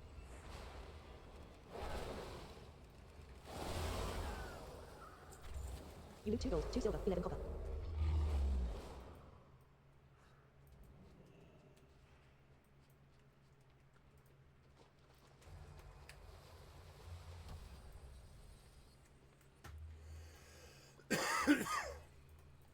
This quest isn't that badly designed.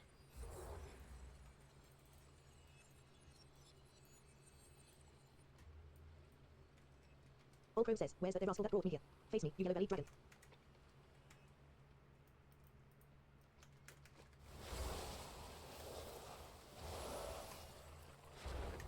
You receive loot, beady wooden die. You receive loot, torn resilient leather scraps.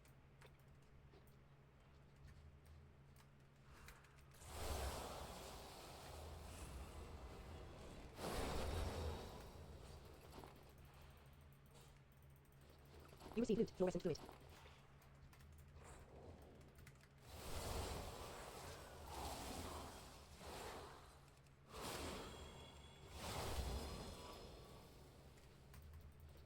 You receive loot. Tattered while the clock's 2.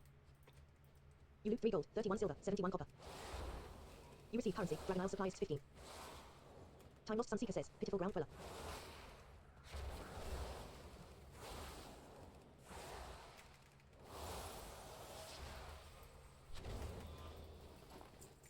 You loot 2 gold, 27 silver, 74 copper.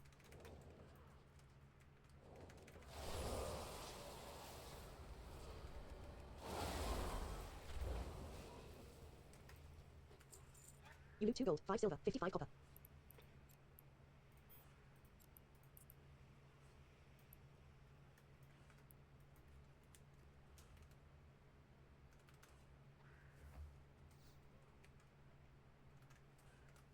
Oh, I worked my way through all that copper.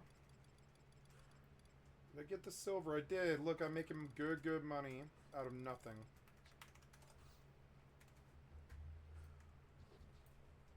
What the fuck?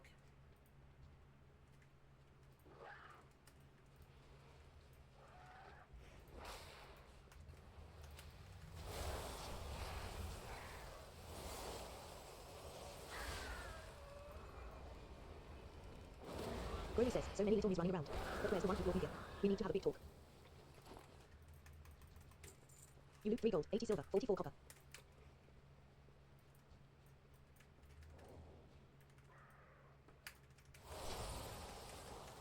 Time lost. Blade Ring says, this was not. Rutmars will. I think this UI is too big. I'm gonna fucking mess with it and it's gonna drive me crazy to do this. And I'm in the middle of the field too. But I don't care. I want to mess with this UI. What is it? It's like edit mode. No, it's not edit mode. It's options, interface. No, it's actually graphics, I think. Actually, controls and graphics and stuff. Yeah, the UI scale, right? So what happens if I go all the way down to 65%? And we'll try to just get this smaller but bigger, right? And you have the biggest fucking, you have the biggest thing that I can get.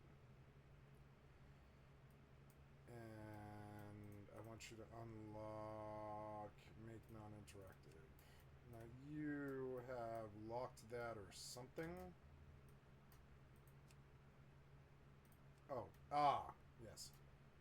Bronze warder. Oh, okay. I was like, what the? Yeah, well that fits better. Save, right? I wish you would make it bigger. Advanced options, right?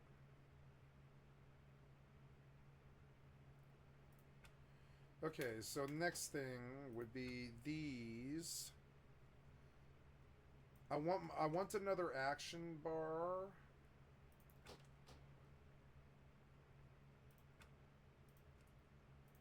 Six, seven, eight. Since they're that small. 8, 7, 6, 7, 8. Here's the HUD tooltip. Okay, 6, 7, and 8. 6, 7, 7. I need you where I can see you. There, see, that fits the UI much better for this huge screen. It's better. And for you, it's okay to improve the height of it. Yeah. Then we'll move you. Well, yeah, sure. We can separate you, but we got to get you down to the bottom. And we see this 7,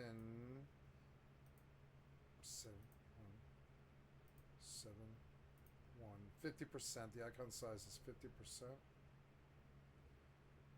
This one, it's 50%, which is the smallest it can go. So, okay, that's what it was, huh? Yep, 7, and then we have a proper bar. Okay, so 3, 4, 5, 6, 7.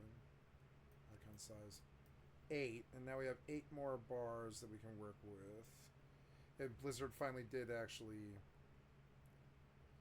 action bar settings, lock action bars, but show numbers for cooldowns, might as well. Quest TTS had a glitch here, but that's all right. This fits the screen much better.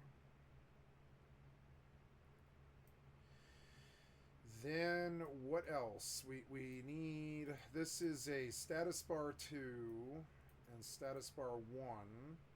I believe these should go somewhere over around like here. Status bar 1 and status bar 2. Right? This can be moved over and down a bit. Yep. And yeah, I like the buffs, and I like being able to see them. The debuff frame itself needs to be really fucking big, so I can see what's happening. Oh, the talking head can come down, yeah. And this, the bag bar. That's the bag bar, but I think it's like turned off. Okay, and then we put this up here where I can really see the fucking debuffs. We take the menu and we run it vertical and we run it over to the corner. We move U away from it so we can tell the difference. Yeah, like that. A U away from that. Yeah, well, yep, and there we go. HUD tooltip needs to be here. Talking head can move down, and we're going to save, and there's a little bit, oh, no, ignore, but, oh, one more thing. The party frame is not big enough. Frame width I would like shorter if I can, but the height I want fat. Maybe a little bigger than that. Yeah, like that, where I can see the fucking name.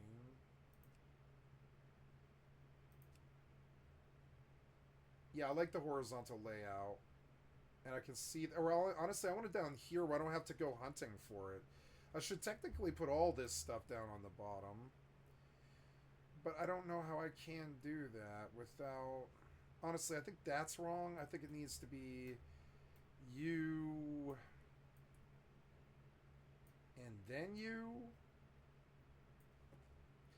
And this itself is a little small... Yeah, that's a little better. And the debuffs. Save. I think that's a little better, but this I would prefer maybe bigger. Yeah, like the big. Well, yeah, for party frames, it can be very big. Yeah, we can put it right down here and save, and that's a better UI. The Interface action failed because of an add-on. You receive loot. Tap it while deployed. The You loot 2 gold, 5 silver. interface is a bit orphaned, and I guess the buffs actually should be above the debuffs. So we're gonna, because the debuffs are orphaned and they're fine, but we see that we can make the buff frame bigger, and I will. I can actually make the buff frame so big so I can see the fucking buffs. That's actually cool. Yeah. I really know what they are. And the debuff frame needs to be very prominent.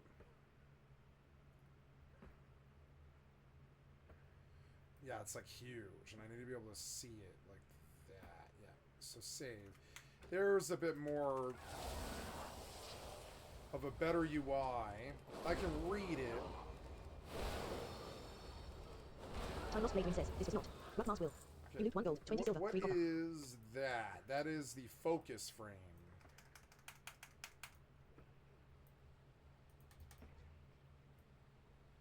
It's okay, but I would prefer if this was a little further over like that. And the cast bar is as big as I can get, and that's the extra abilities. And the talking head. And the encounter bar could be bigger, but nope, they won't make that. They won't let me make that any bigger. So we're going to connect you to you, and you to you, you downwards, and now we have a little bit more of a. Oh, no, wait, now that doesn't work. So something happened there where oh yeah, so bronze. Oh, I see. So, the... Oh, okay, that's... So this is not detachable. Target of target is not detachable. So we see that no matter what, I'm going to have to essentially... And how big is this player frame here? Oh, I'm sorry, the player frame kind of traveled on me. I wasn't really seeing what the size of it was, right? So, first of all... No, I want you to be over here. Yeah, that's bigger. So, okay, that's the target frame. It can't ever go lower than, say, that. Yep. And so then I come over here, and we have kind of... It's kind of floating, but it's not so bad. There's a focus frame. Save. Oh, I can use a larger frame, huh? Oh, I can use a larger frame, can I? No, I don't want to use a larger frame for focus. Focus frame. Buffs on top. Okay, so... Buffs on top. Okay. Save and exit.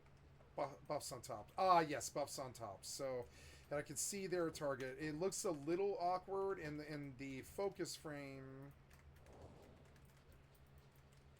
is... I guess the focus frame would be more naturally over, like, here. Yeah, like, yeah, because, but, well, I guess so, because it hits the whole chunk and everything. Or, I don't know, like, I guess it is okay there. Save.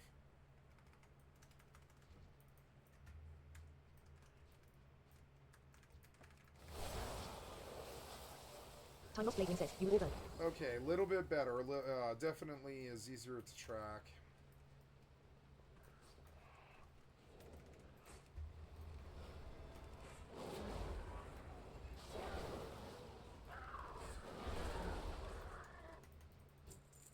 You loot 1 gold, 85 silver, 48 copper.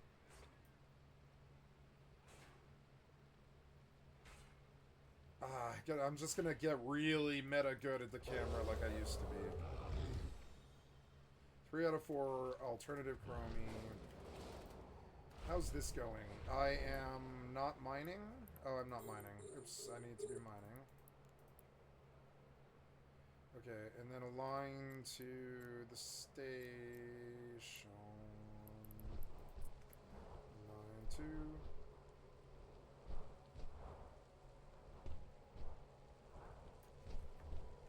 Down menu control.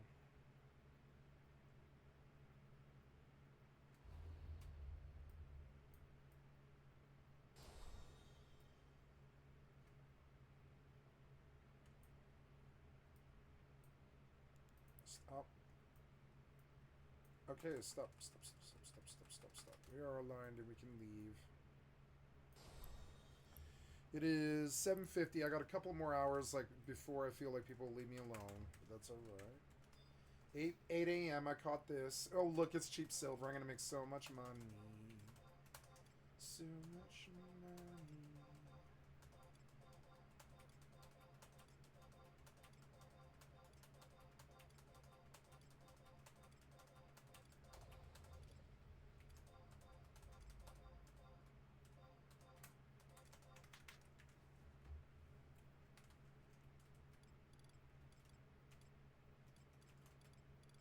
Oh, no fire crystals, huh? Oh, that's a problem.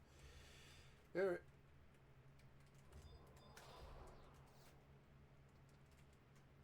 ODS Black Mage style at 3. You know, I stopped doing Eco Warrior entirely.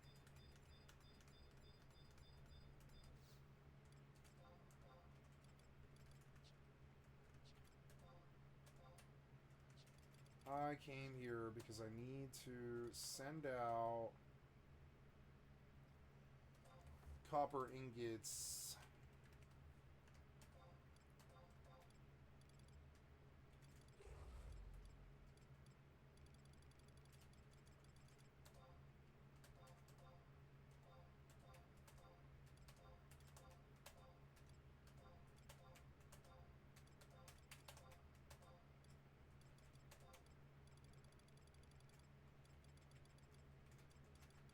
Didn't I have silver ingots? Yeah, here we go. No, I don't know. Is there anything else I can send? I don't really think so. No, I'm out of stuff, so there we go. move so I don't go AFK. I gotta go find the other chrome.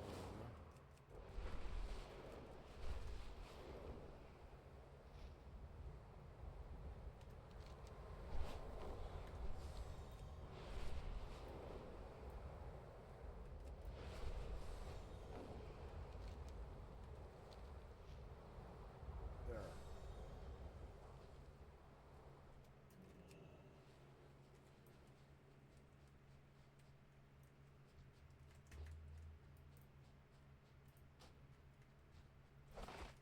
Aw, you messed up.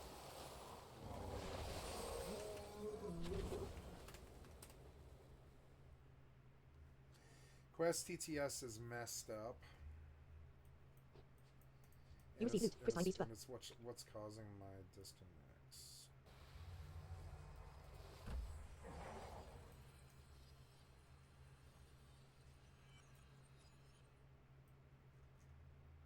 See Romy says, Gold Haven Overwatch.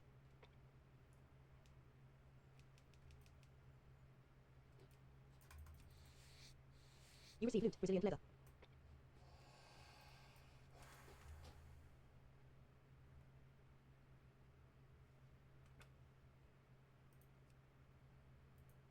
It's slightly fast. I think I'll leave it right there.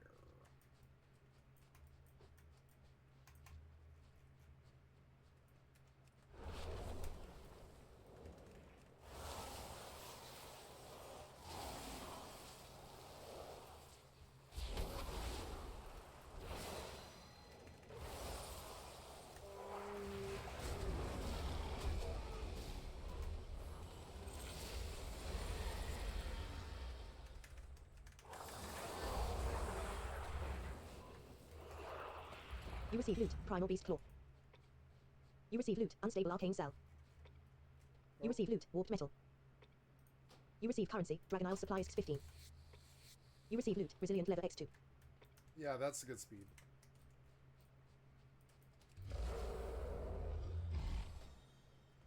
White Riding Camel.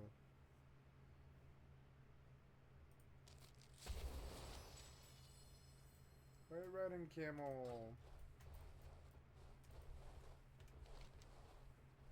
Okay.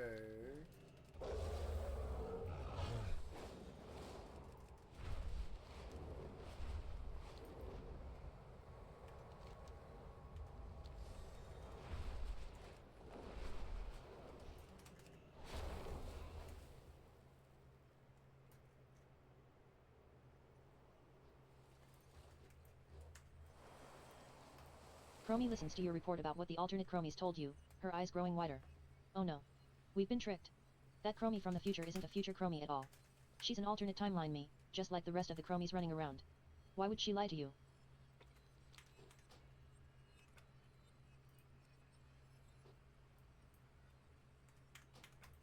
Chromie listens to your report about what the alternate Chromies told you, her eyes growing wider. Oh no. We've been tricked. That Chromie from the future. Oh no, that's the text to speech. Oh, sorry. So the text to speech was actually probably at the right speed. Yeah, like right there. But I realize now that I need to do the same for the mod.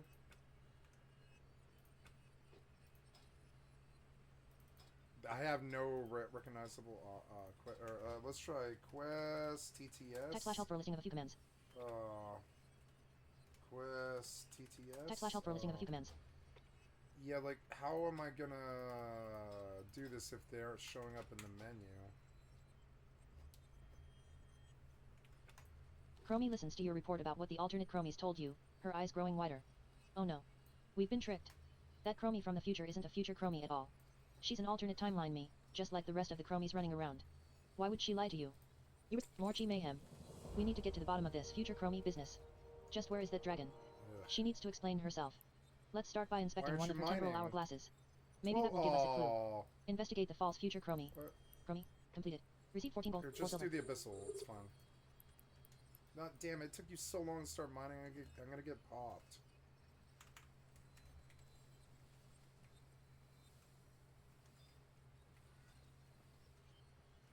So, oh, I have to go send fire crystals, I guess, if I don't have any. I don't think I have any, right? I don't think I have any that I can reach. No. So, Oh, I have 5 slots in my storage, which is good because I would prefer to put away some of this stuff. Or, not gear per se, but just like stuff that I don't really need, like that U-wand. Oh, I don't know. I might need the U-wand. It really needs to go into the mod wardrobe, kind of. So, oh, that re-raise is good. I wondered where that was. I want that back. Yeah, there's that Seer's tunic. I don't know. I don't really see... Oh, look, I can drop these Beastman seals. That'll help. Yeah. Okay, looks good. I mean, that's helpful. Yeah. And then I believe I have to make a log mission as I am out of fire crystals. Quest accepted. More mayhem.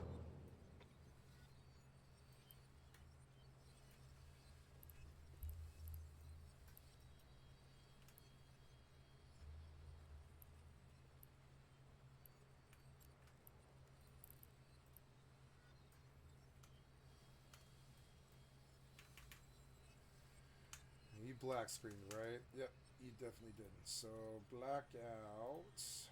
Okay, we're done with this, are we? Oh no, you want me to do something, huh? Of course.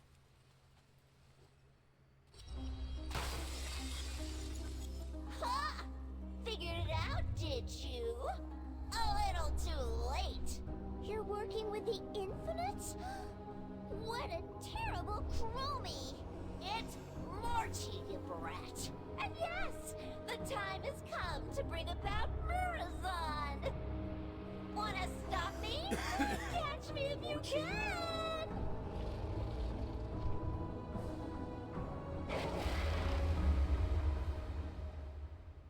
This is so badly written. I've like started to actively kind of dislike it.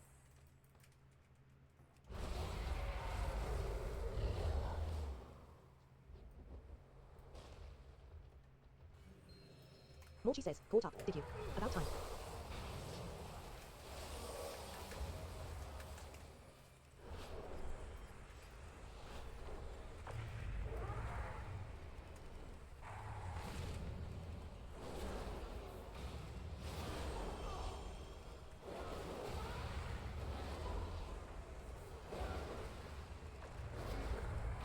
Never Morchi says, really I don't realized. have time for this.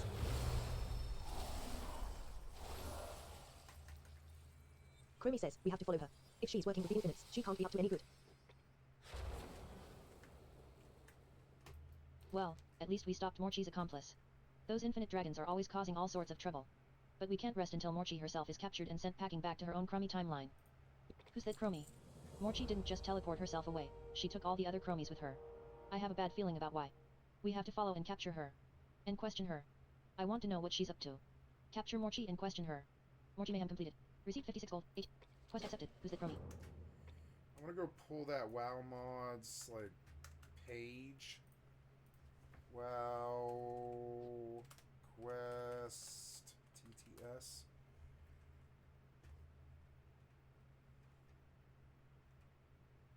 There it is.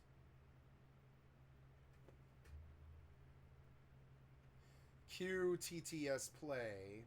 QTTS settings. See, I don't know what that. I don't know what it is. QTTS settings.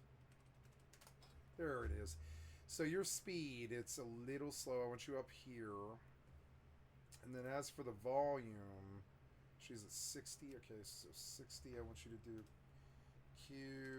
QTTS settings. Yeah, 60. And I can bring you down a little lower. Zira and Hazel. Okay, and I got all my quest TTS settings in a row.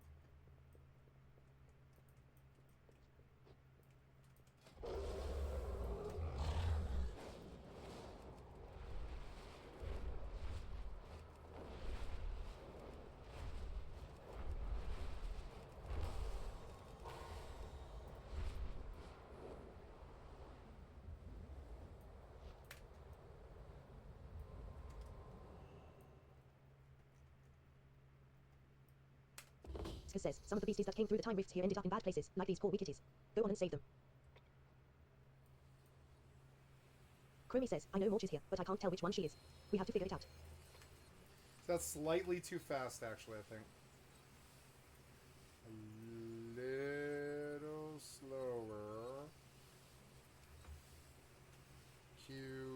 TTS. QTTS. Settings. We'll put you a little slower. Okay. Oh well, Chrome. Looks like this timeline ain't big enough for all of us. All Chrome says, whoa there, partner. Me. Morchi. Chronormu says, why, I never. Why don't you move? Morchi says, oh sure, you can interrogate me. Or you could go save your precious bronze temple.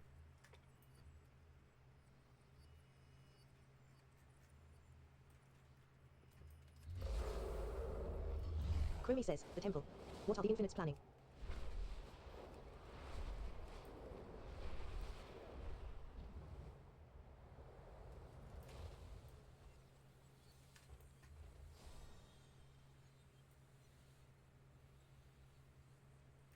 Morchi cackles.